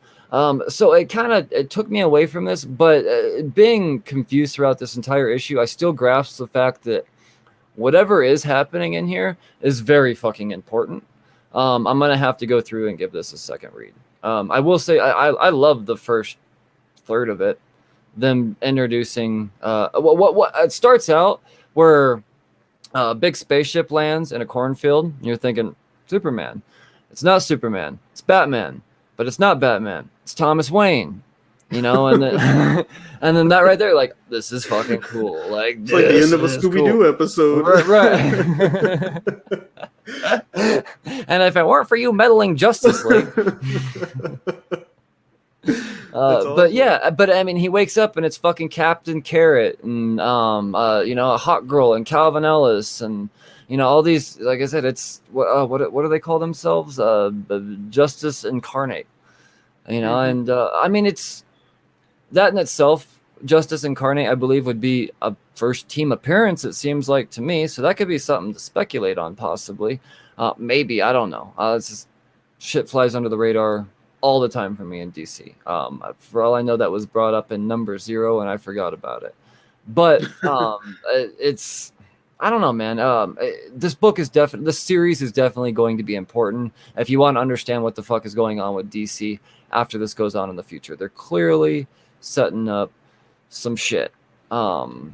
I don't know, man. I think that they have their hands full, because they did Future State and now they're doing Infinite Frontier. I feel like they have too much for us to look forward to. Like, I don't know how the fuck they're going to be able to combine all of this stuff and make it make sense. Yeah. I don't know. We'll I see. mean, I feel like they're dealing a lot in like ruins and shambles, because Future State was supposed to be like this new 5G thing. And it was supposed to like launch a whole new era of DC, and then everything went sideways.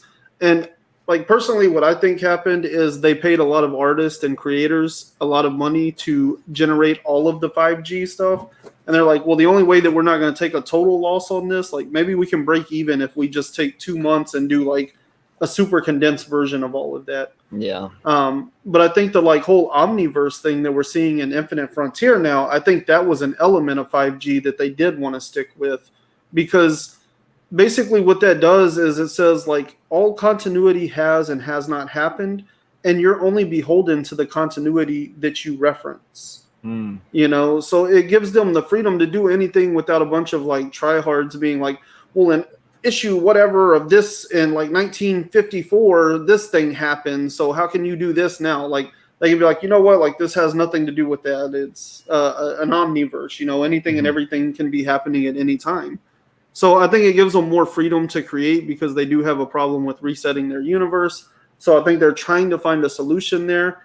But I hope that Infinite Frontier really pins down what that means and what the rules of that are, because even me, like as somebody that's been reading a lot of DC lately, like I'm still like not sure about certain things, because you have like we were talking about Suicide Squad, right? This Suicide Squad series is weaving like very delicately in between so many different titles and stuff that it almost makes it seem like there's a mini continuity there, because they've been there's stuff between Catwoman and Swamp Thing that are kind of connected, that are also connected to Suicide Squad, because now they're crossing over with Swamp Thing, So there's like this little like mini continuity over here with a lot of those little titles, Teen Titans Academy and all that. Meanwhile, you have all the stuff going on in like Action and Justice League and all of that seems like its own kind of connected continuity stuff. So it makes it kind of hard to tell, because like my thing was in Catwoman, they have Poison Ivy like in this like stasis chamber, and she was missing for a good minute. Well, at the same time, we're finding out like she was featured in that Swamp Thing issue, like number 2 or whatever.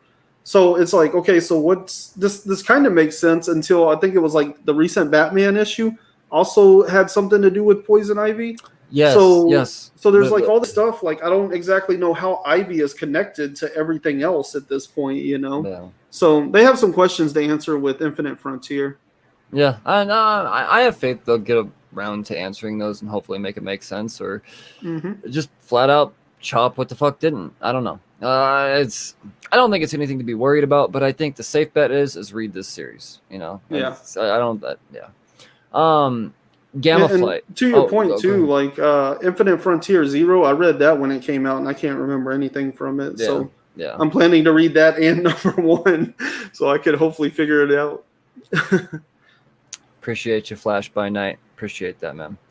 Or not, man. That's mighty presumptuous of me. You could be a lady, Flash. Gamma Flight, man. Gamma Flight this week. I know a lot of people asked why, but Al Ewing said this is why in this issue. Al Ewing, Crystal Frazier teaming up with Al Ewing to write this. Was it Lon Medina and Antonio Fabella, one of my favorite color artists of all time, doing Gamma Flight. It's a 5-issue miniseries. I fucking loved it. I loved it. The first few pages, I was asking myself, why? And then, it just seemed... So, essentially, Gamma Flight, they're on the run. They were supposed to... they were supposed to go down, take down the Hulk in a something that happened in Immortal Hulk. But they found out that the person that the Hulk was fighting was the bigger threat, so they helped the Hulk. Well, that pissed off Alpha Flight and whoever else it was that employed them, and now they're on the lam. And now it's kind of like fucking real world of Gamma Flight in this little spaceship. and that's kind of what the first few issues felt like, or I mean the first few pages felt like. And it was fun for sure, and I was kind of thinking why. But then the mission comes up. The news thing pops up that says, oh, Gamma threat terrorizing blah blah blah, and then they have this the notion that, well, I mean, we're all misunderstood Gamma threats, maybe we can go help this person. Definitely a dude flash, right? Yeah, and so they, against their better judgment, they like, okay, are we teaming up again? This is why we're on the run, is because we all teamed up. And they go down to this threat, which turns out to be, like I said, a fucking Stockpile. This character that I really think is, I mean, you get a face. It's not just some twisted, horrific, Gamma monster. I mean, you get a face, and you start to get a personality, and you start to really feel for this character. Like, I was experimented on, and he's, I don't know, a connection's kind of made, and that's what it is. They try to help this guy, and then when they try to beam him back, for some reason they can't, along with a couple of other of the Gamma Flight members, and that's where it leaves off. Like, oh shit, we're only kind of partway here, and fuck, we left some members back, and bum. I don't know. I think it was done very, very well. I do. But the main thing is that it makes me believe this is only going to be a mini series. I don't think Gamma Flight is going to live on. Is because essentially it's, Dr. Samson and Sasquatch have been molded together. Doc Samson doesn't, Sam Squash, but doesn't like want a Rick that. and Morty character. Well, it's funny because it's Trailer Park Boys. That's what they call fucking Sasquatch and Trailer Park Boys is Sam Squatch. So, yeah, they're trying to separate that. Fucking the thing keeping it super horror is Fry and Rick Jones are all melded together, and they're. Oh, it's grotesquely terrifying. Yeah, and crazy. That's really what their whole goal is, to get these two separated. That's why they're continuing on together. But because they're all Gamma infected. They have that type of I understand type of whatever. But I don't know, man. It was fucking great. It was. I'm so glad I picked this up. I was on the fence. I mean, anything that Puck's in, I'm all about. I fucking love Puck. I think he's one of the greatest underappreciated characters. So I was like, a Puck book, I'll do it. But it's worth it, man. It's worth the read. Wolverine this week. It was essentially X-Force at the Hellfire Gala. It was more of an X-Force book than anything, and it's fine because it's Ben Percy writing X-Force too. It's Hellfire Gala shit. It was Terra Verde. They're invading, and it's up to X-Force to stop this shit. Can't have the party crashed, and that's essentially what this whole book is. It wasn't really a Wolverine book, but it's fine. It was still a fun read, especially if you're enjoying X-Force, as I am. So it was kind of like, hey, I got another X-Force book this month, but I didn't get a Wolverine book. But the next Wolverine issue coming out, number 14, going to be fucking big. So yeah, they're just building it up. Guardians this week, man. Guardians of the Galaxy. I wasn't sure if I was going to get around to reading this, but number 15, Al Ewing, Juan Frigeri, and Federico Blee. I haven't been reading this whole series, but since Al Ewing's kind of turned this team into what it is, I've been very interested. Essentially, the mission is, the Guardians of the Galaxy, they meet up with Sword. So keep in mind the Hellfire Gala is going on. This is crossing over into X-Men titles. Guardians of the Galaxy crossing over into fucking X-Men titles. It's awesome. But the cool thing that comes out of this is Nova and Magneto apparently they have some shit that took place in, I think, Captain America Annual number 1, 1977. I think that's what it was. Involving, I don't know, just some old shit. And Nova is like, oh, you're wanted in space. And Magneto's like, well, I'm cool here on Earth. And he's like, but space. And fuck you. And Nova shows off that, he actually, he flexes. He's like, oh, you use the fucking, I don't know I don't know how to explain Nova's powers, but he's able to use magnetism against Magneto and fucking like throw a punch at him and land. And I'm like, oh shit. Like, this is fucking gnarly. And then Magneto and Nova fucking go at it. And it's badass. But in the most X-Men fashion, oh, we have differences. Maybe we should shake hands and put this past us. There's bigger things at hand here. And, it's doing what an X-Men book does. But it's Guardians of the Galaxy. And I don't know, man. I'm digging it.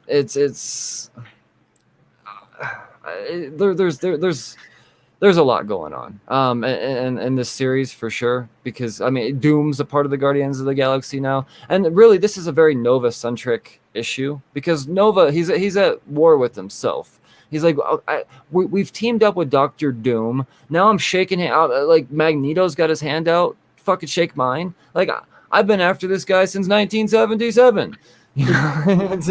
What is going on here now? Why are we being friends with the enemy? And it has a really good, I don't know, I like the conflict that he faces in this. It feels real. It feels really relatable in some way. I don't know how, but it does.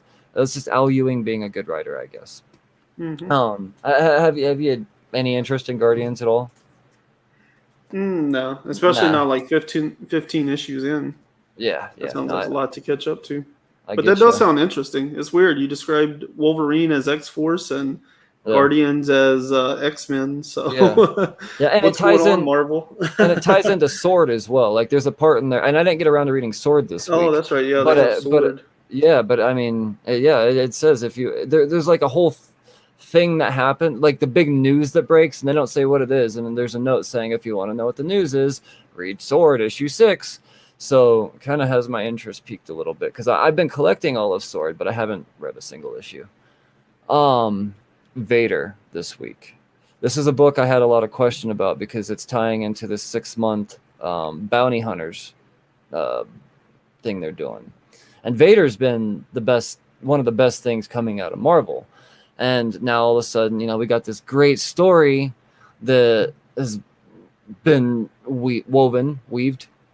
And now all of a sudden it's going to get thrown out. Oh shit, Boba Fett and Han Solo. The way this ties into this so seamlessly, it's mind-blowing.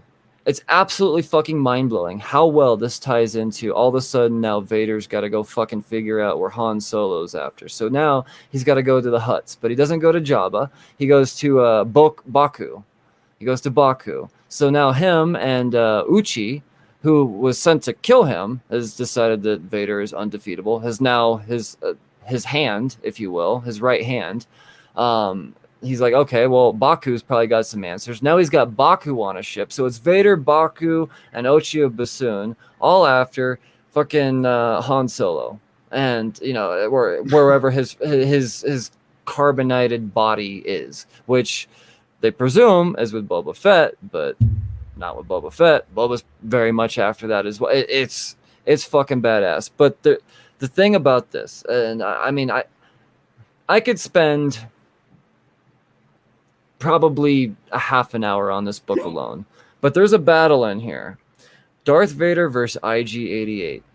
It is one of the best fucking comic book battles I have ever seen. This Darth Vader, and I've said this every time I talk about Darth Vader, I use these words. He is the biggest gangster in all of comics. This dude is such a beast. What Greg Pak is doing with him is such justice as a fucking Vader fanatic. This book, this series is top 3 coming out of Marvel right now. This issue, I'm gonna go ahead and say it. This is my read of the week. IG-88. If you look, it's so goddamn good, man. And if you don't even have to be a fucking Star Wars fan. you could just pick this up and go, that is what comic book is. That's what the fuck a comic book should be. It's a work of art, man. Greg Pak is murdering the series in the best way. He's really good at that stuff. He is. I haven't read a lot of Greg Pak, but like I started on what's that series? Firefly. Whenever he started that one. Oh, okay. Buffy, didn't he write that one also? I'm not sure. I haven't read any of his Boom stuff. I read the first Darth Vader book. Like, dude's really good at like continuing those TV properties like that. So that's really cool to hear that he's doing like the connected universe stuff really well as well. He's killing it with Vader, man. He's one of those like creators that's going to become like an overnight success, you know, because he's been writing like all of these books that nobody's really been reading. And so he's like getting really good at it, you know, and then one day he's going to get like some superstar title and just like write the greatest comic book ever. And everybody's going to be like, who's Greg Pak? Where'd he come from? Well, he did Totally Awesome Hulk, which got shat on. He did New Agents of Atlas, which I shat on. But I mean, that's a big book. He created a lot of stuff. So as soon as the New Agents become a thing, he may start getting some of the recognition that he deserves. But I feel like most of the recognition that he deserves to get recognition for, or most of the projects that he deserves to get recognition for, are going to be the ones that he never will get recognition for. Like as going down as one of the greatest Darth Vader writers of all time. And I mean, he's got fucking Kieran Gillen and Charles Soule that went before him. Like, so he's huge shoes to fill, but fuck, he might have to fucking get a new pair of shoes, man, because that toe's starting to pop out. Like he's killing it. He's killing it. Yeah. Let's talk fucking Indies books. Indies books is I'm gonna go through these as quickly as I can because we're already at almost 2 hours and that's a thick stack of Indies. Vinyl number 1, a new horror series coming out of Image. It's a 5-part miniseries done by Doug Wagner, which I recently had on the podcast. Daniel Hilliard and Dave Stewart, one of the greatest colorists of all time. It's honestly, reading the first issue, I feel like I'm gonna understand more as the series goes along. It's about a cult that has to do with sunflowers and music plays while people die. You know, that's about what I got out of this, but it's disturbingly violent and very ambiguous ways. It's hard to explain how I was able to feel the way I felt about this. I feel like it's something that's probably going to do well being read as a trade, but I have some faith that this I don't know, man. Horror series through Image have been doing well, and I've heard people chattering about this, so we'll see, man. Where's Vinyl at on your radar? I mean, I know the name. I've heard a couple of people talk about it. I've seen the covers. They look really cool. Yeah, man. Yeah. But, that's honestly the most I've really been able to figure out about it is, like, what it actually is. Gotcha. Whenever I first saw the name appear in a list, I was like, are they doing, like, a spinoff of that HBO show? Yeah. And then I saw the cover, and I was like, no, don't think so. Yeah, no, not so much. I mean, it was good. I think it has potential for sure. It was, like I said, a strong first couple pages, that's for sure. But it's just the way it was told, it jumped back and forth a lot. And I don't know. To be 100% honest, I had a 2-year-old and 2-year-old mode as I was reading this issue, so that might have been I don't know. It could have been what I missed, but we'll see. Stray Dogs, man. Stray Dogs wrapped up this week. I don't want to talk much about it because I don't want to give anything away. It's a highly anticipated read for many. A lot of people are waiting for these reprints to come out so they can get their hands on it. What Tony Fleeks and Trish Forstner did, Brad Simpson on the colors. It's I would be blown away if this wasn't picked up in some sort of way through, it needs to be a feature-length animated movie. Like I could see Netflix picking this up and making this an animated movie, with an all-star cast of voice actors. Just I don't know, man. It was amazing. The level of intensity throughout the first 3/4 of this book was, I can't think of the last time I felt like, seriously, as I was reading it, my burrow was frowned. Like I was seriously like, what the oh my god, whoa shit. I mean, it was it was like that, really, and I promise I'm not exaggerating. It was intense. Read this series, man. It is gnarly, super gnarly, very close to once again getting my pick of the week. Yeah, it's one that like I definitely want to check out now, like not right now, but whenever it hits trade or something. I've never really been an animal person though, so pretty much like any animal related property I usually sleep on. You could hate dogs and love this book and still be like, oh shit. I mean, because if you hate dogs, you have someone to root for.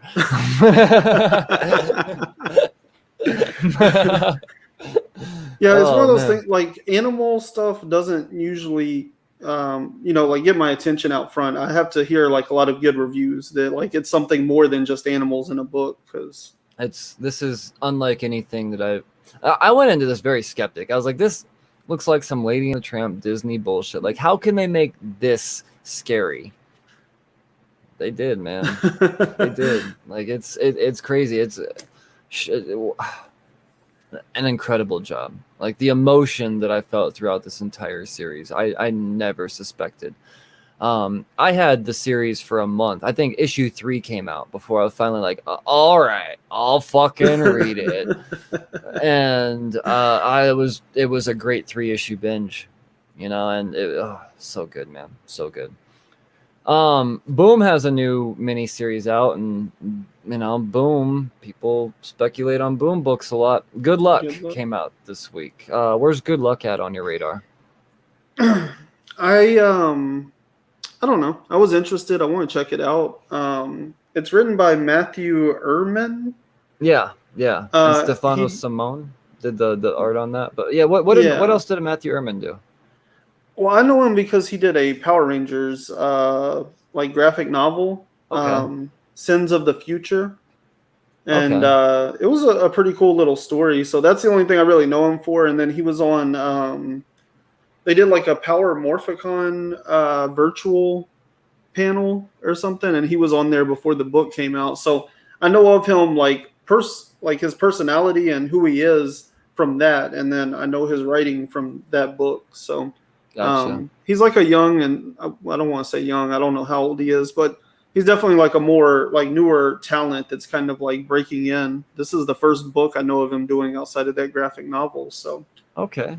Well, I went into this with really high hopes. I thought it had a lot of potential. The synopses sounded pretty gnarly for sure. But I tell you what, after reading this book, I could go my entire life without hearing the word luck ever again.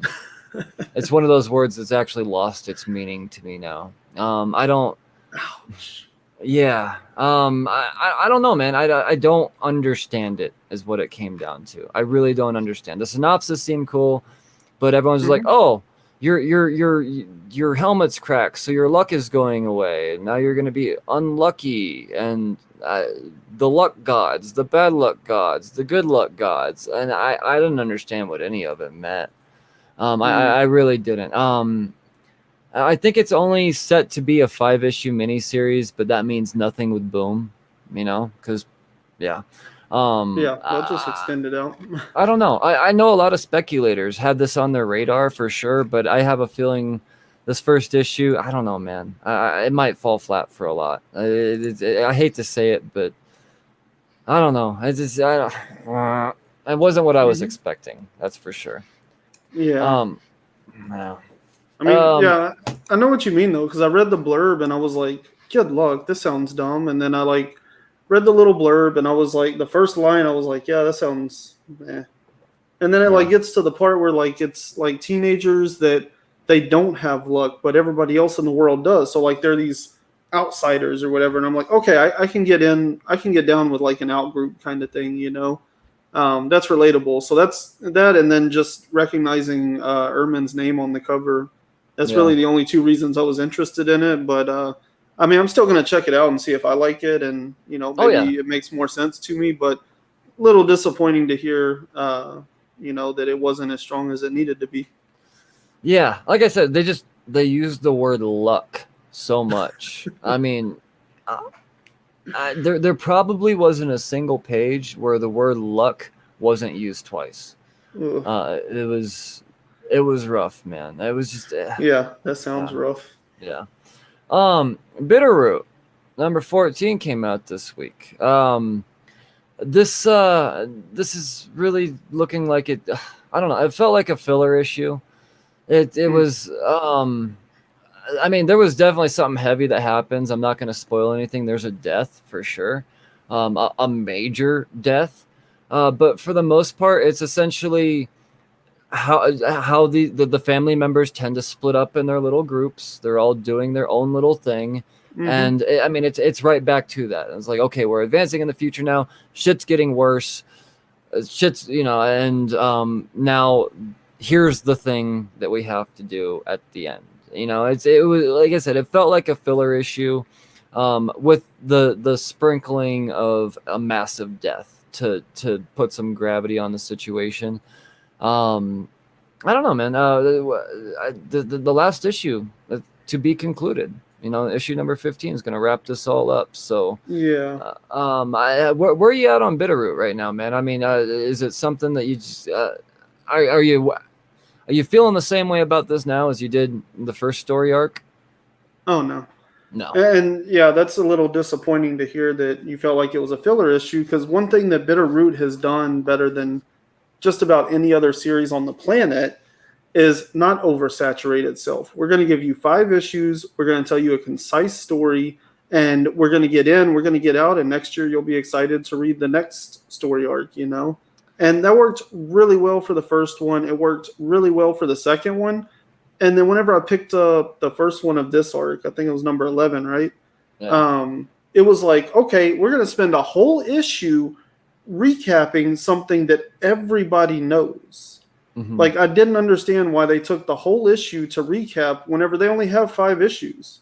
Yeah. You know, that's something you do like when you have 12 issues and you need to burn one, you know. But the fact that they know they have 5 issues, there's already trades out for both of their first story arcs there, and they include the Red Summer special, I think, in the second trade. So, like, none of this stuff that they spent that entire issue covering was really important. Did they do it well? Yes. But why are you wasting a whole issue out of only 5 issues to recap something that everybody that's reading this right now should already know? And so that already, like, kind of set the arc up kind of weird for me. I thought number 12 was okay, 13 was better, but to hear that 14 is more filler, it sounds like they don't know where to go anymore. Yeah, it was them essentially just saying, okay, this is where they're going for each team in a couple of pages, and then they're going to end up somewhere, and that's going to be the end. I think this issue became the series became full of itself, sadly to say. The first 5 issues were some of the strongest comics I've ever read. Like, blew my mind. I could not recommend this series enough. And then, you know, this second arc was fine. But I enjoyed the second arc. I felt like they did a good job of morphing it there. Yeah. Because, like, your first series was all about, like, racism and hatred. And then you got the Red Summer special that dealt, like, heavily in tragedy. And then they kind of carried that over. And so your second arc was about tragedy and loss, but really what it was about was rage and redemption. Like, how do you get revenge for the things that have been taken from you, but how do you also redeem yourself as a person, you know? And honestly, I don't know what this third arc is about. I don't know what the theme is. I haven't figured it out yet either, man. They had like these like dark, bold colors in those first 2 story arcs, and then in this third one, everything's kind of like watercolored almost. And they brought in a new colorist, actually. Yeah. Sophie Dugan, I think. Mm. Yeah, Dodgen. I don't know, whatever Yeah. it was. It is a new colorist, and damn, I'll be damned if that might not be something taking away from the from what It's this very is. like watercolory, and Yeah. that just doesn't work for the heavy tone of Bitterroot, in my opinion.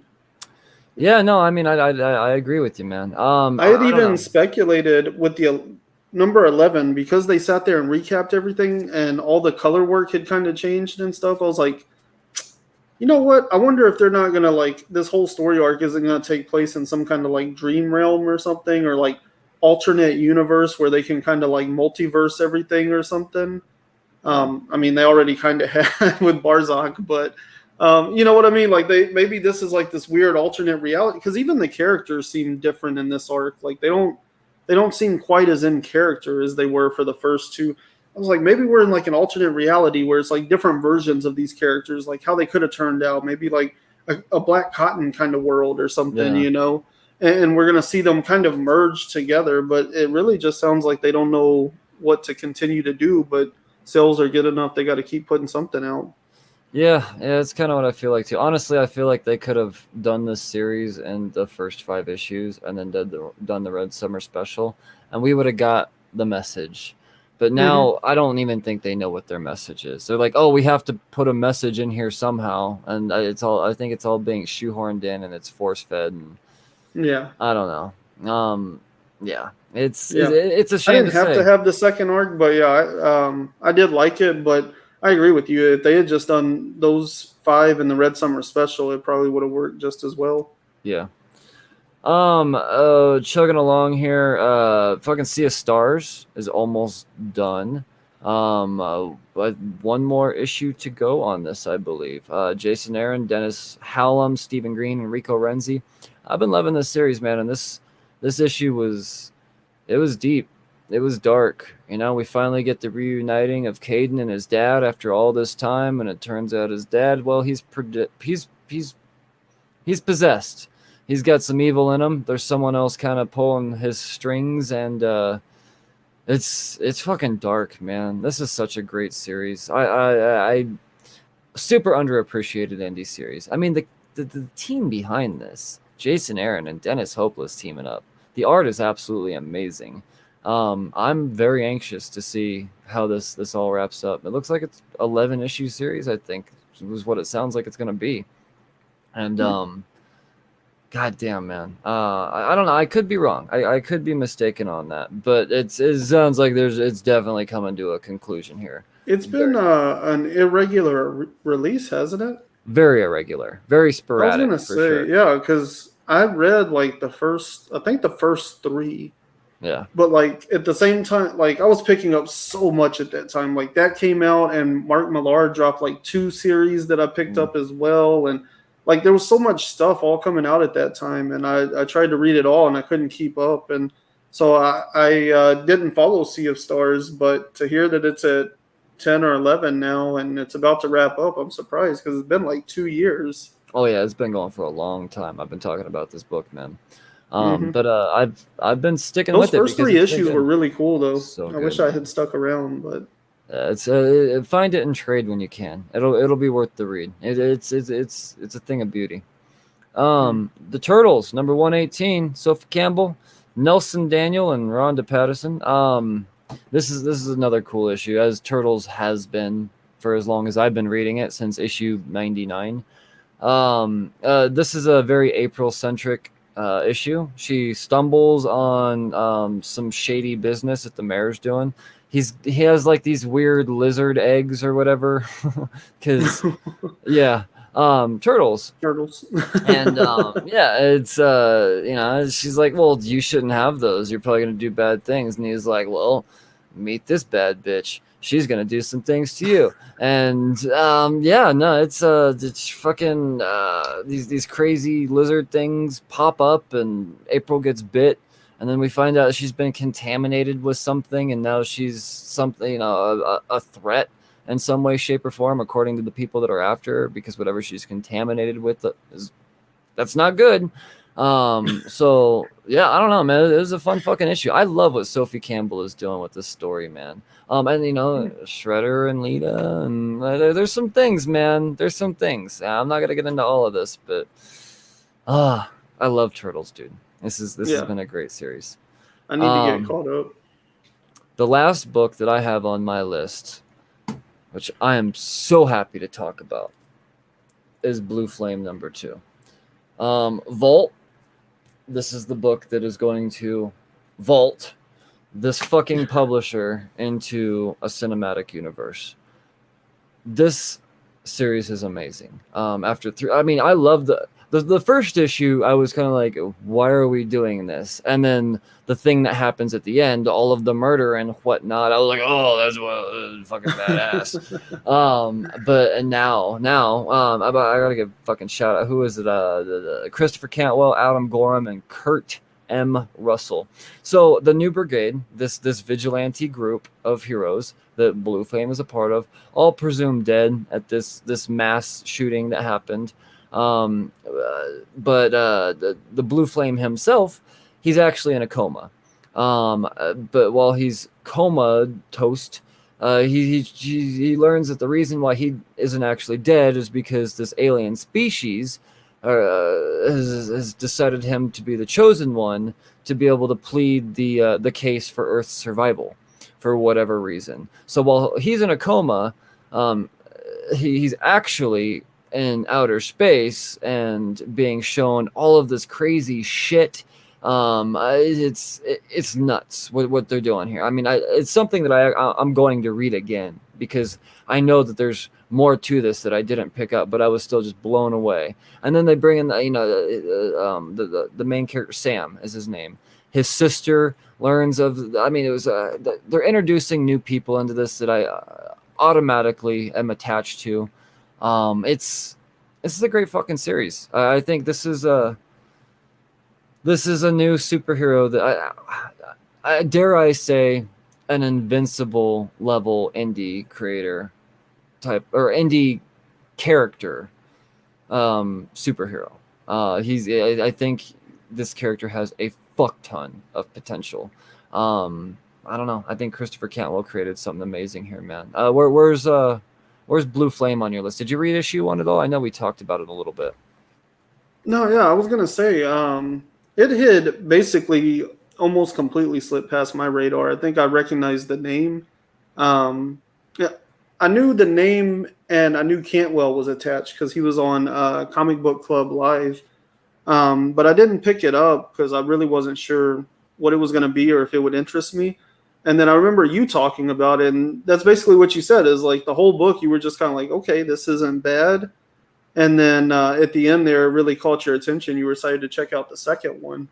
So I need to get caught up because I really like those covers. Like yellow and orange are my colors, you know. So when I see like yellow or orange on a cover, like I got to have it, you know. So that alone is probably enough for me to pick them up anyway. Yeah, man, yeah, that's beautiful. Yes, it is. When did the first one come out though? It feels like it's only been like 2 weeks. I think it's been about 3 weeks. 3 weeks? Yeah. So have you noticed that on any of these like indie titles and stuff? As far as the release schedules go and how sporadic they are and how nonsensical they are and it's impossible to keep track. Yeah. Well, no, I've totally noticed. That's the second or third series I've noticed from an indie publisher where like the first one comes out and then the second one drops like almost right behind it, like 2 weeks later. And then after that, it's like on a monthly cycle. Yeah. And I wonder if that's not something that somebody in the indie world has come up with to hook you in because we're usually not that good at tracking time as readers. Mm-hmm. So I feel like that's something that would be very smart if they're not doing it intentionally is like drop the first one, turn the second one around in like 2 weeks. And so by that time, now it's stuck in your head and you're going to pick up that third one, you know? So I was just wondering if this was something they were doing that you've noticed or if I'm just making it all up. I've noticed all publishers have different release things. Like Scout's doing the opposite. They drop #1. And then they drop the second print And then the second one doesn't usually come out till about 2 months after number one, and then they'll do release because they sell out all of their books. I mean, the second print isn't always in between. Not everything goes to a second print. Yeah. But 9 times out of 10, the second print is out before the second issue comes out with Scout. I'm not like I said, I don't understand why. But I don't know. I mean, I'm sure there's some sort of method to their madness. I mean, they actually announced that that's the way they do things. It's not like something I had to notice. It's just they said this is how we're going to start doing things from now on. You get your number one, and then wait, and then more will come. Because I talked to HS Tack for Red Shift. And then Omar Morales of the Lunar Ladies, and they both told me the same thing. Like they're on I guess like a bi-monthly release schedule. Yeah. So like every other month they drop an issue, not every single month. Yeah. I don't know. I mean, it's Scout. I think is more than anything focused on the trade. When it's all said and done, I think they want to, they want to put their books out in collected edition, and having the releases spread out like that. I don't know, like it almost kind of helps the collector market in a way because people forget, short-term memory, and I don't know. Once again, it's madness that I don't understand. But I think it's interesting because Scout, one, they're about like Scout as a publisher has a following more so than like the individual creators or series, not that there aren't people going there for that, but I think Scout realizes they kind of have like this cult following, right? So it doesn't matter when they release the books. It just matters that they do, because they have this cult following that's going to show up at the store and buy every Scout book that comes out that week regardless of when it comes out. Yeah. And I think the other thing that they're thinking, and I applaud them because I complain about this all the time with some of the other publishers, is like they just want to put everything out, like get it out there, put it on a shelf. But then if you're not you or me, if you're just a regular person and you walk in the store and they have like 5 books of other characters and then there's just Batman books covering everything, well, those people are going to buy Batman books because that's all they actually see. And then DC tells us, well, we're doing more Batman because that's all that sells. Well, it's a chicken and egg, like you're oversaturating your market with Batman. So of course that's all that's selling. That's all that people are seeing. And so I think Scout is really playing it smart in the sense that they're kind of like thinning their release schedule out and making sure that each title gets its time to shine versus like, well, we'll have 6 titles on the shelf.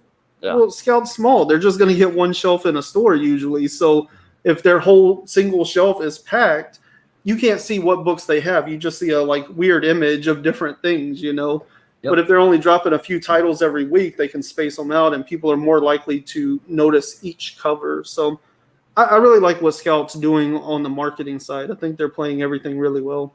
That makes sense. I mean, that definitely makes more sense to me when you put it that way.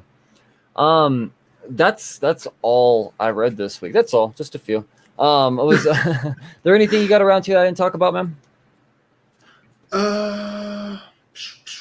Let's see. Something is Killing the Children 17 was phenomenal. I kind of talked about it earlier, but it just kind of like really focused in on like what each character's role and why they're significant in this particular story arc is. And so I really like that. It gave us a concrete foundation to work from. So I'm excited for that. And then I read Action Comics. Yeah. I don't remember what number, 1038 or 1032 or whatever. 38. Phenomenal. I really like what Philip Kennedy Johnson's doing with it. Nice. You have like all this like crazy stuff. Like the Atlanteans, they have this metal ore that seems to be like a source material, basically. So like any and all like metals in the universe may potentially have come from this single source, Okay. So that's like kind of an interesting thing because they don't know where it came from exactly. Like they got it from a ship that crashed that had come from Warworld, but like they don't know why Warworld has this material or where they got it from, You have like these prisoners that are like very, very damaged. Like they were prisoners of Mongol. And so they're here and like they have they showed up on a prison ship that was escaping, and basically Superman chased off the War World ships and collected these survivors, and they speak like this ancient Kryptonian language, and they seem to know the symbol of Superman and stuff, but they're also like all messed up in the head because they have like handcuffs and chains on them from the War World, and whenever they try to remove them and stuff, like these people lose their mind, like they go absolutely nuts if you try to take the chains off. And finally, in this issue, this girl says, he'll see, he'll know. And then she tells a little story about Mongol, and she describes it as the Mongol that was and the Mongol that is. So we know there was a passing of the torch somewhere that we haven't actually seen yet. And the way she describes this new one is way different from the old one. Like, this guy ruled the planet, and he was kind of an asshole. This guy, on the other hand, like that dude that like chops up Ramsay on Game of Thrones, like it's like one of those kinds of guys, just like screwed in the head for whatever reason, and now he's messed up these people, and so there's like really interesting stuff going on there. And then there's also like some family drama between the Superman characters, like Jonathan, his son, he's feeling kind of left out because he doesn't speak ancient Kryptonian, he doesn't know much about Kryptonian culture, and now like all these ancient Kryptonians are here, and so Superman's all like focused on their problems, and so Jonathan isn't really handling it well because he feels kind of like left out of the group and stuff. And we know Tom Taylor is taking over the Superman title that will be featuring Jonathan, so I think that's what's going on there, is they're kind of pushing him out, so maybe he's gonna get mad at Clark and be like, I'm gonna go do my own thing and run off, and Taylor will start writing him. So sweet. There's a lot of good stuff going on in action right now. Cool. Yeah, I'll get around to it again eventually, I'm sure. We'll see how long Philip Kennedy lasts on it. They keep changing out creators on this title, so it's making me hard to commit to something right now. Yeah. Awesome, man. Well, shit, I think we've talked plenty about comics for this week. Sadly, there's probably still tons more I could talk about, but I think we'll wrap it up for this one, man. Thanks, dude. I really appreciate all your time doing this, as always. Remember to follow the Cheers to Comics podcast on Apple Podcasts and Spotify and anywhere else as well, because it's all new content. New creator interviews go up constantly. Pull list priorities. We talk about all of this stuff before we get to this point so that I could say, I told you so. Yeah, man, check it all out. Ryan, you have the Cosmic Campfire. Tell us where people could find that. I would imagine anywhere else you could find the same type of situation as the Cheers to Comics podcast. But yeah, Cosmic Campfire, man. Tell us, that's your gig that I poached you from. Yeah, Cosmic Campfire here on YouTube. You can find me there. And then pretty much anywhere you can find podcasts. Go to podchaser.com and look up both of our podcasts, really, and rate and review. It's a great website, and you can play podcasts directly from there. And their podcast player has gotten pretty great lately. So awesome. The one thing I wish Podchaser would do is just make an app that has a built-in player on it, so that I could just use that as my all player and everything. Yep. Yeah, that's the one thing that I wish they would do, and then I would be all in. But anyway, everybody go there, rate and review. You can do the show as well as like individual content and stuff. So it makes it a great way to give us feedback, much better than even like what Apple's offering right now. So check us out. Yeah. Awesome, man. Well, thank you so much, Ryan. We're going to talk again next week when there's more things about comics to talk about. Appreciate you, brother. Cheers. And that awkward moment where it's waiting. Oh, it's still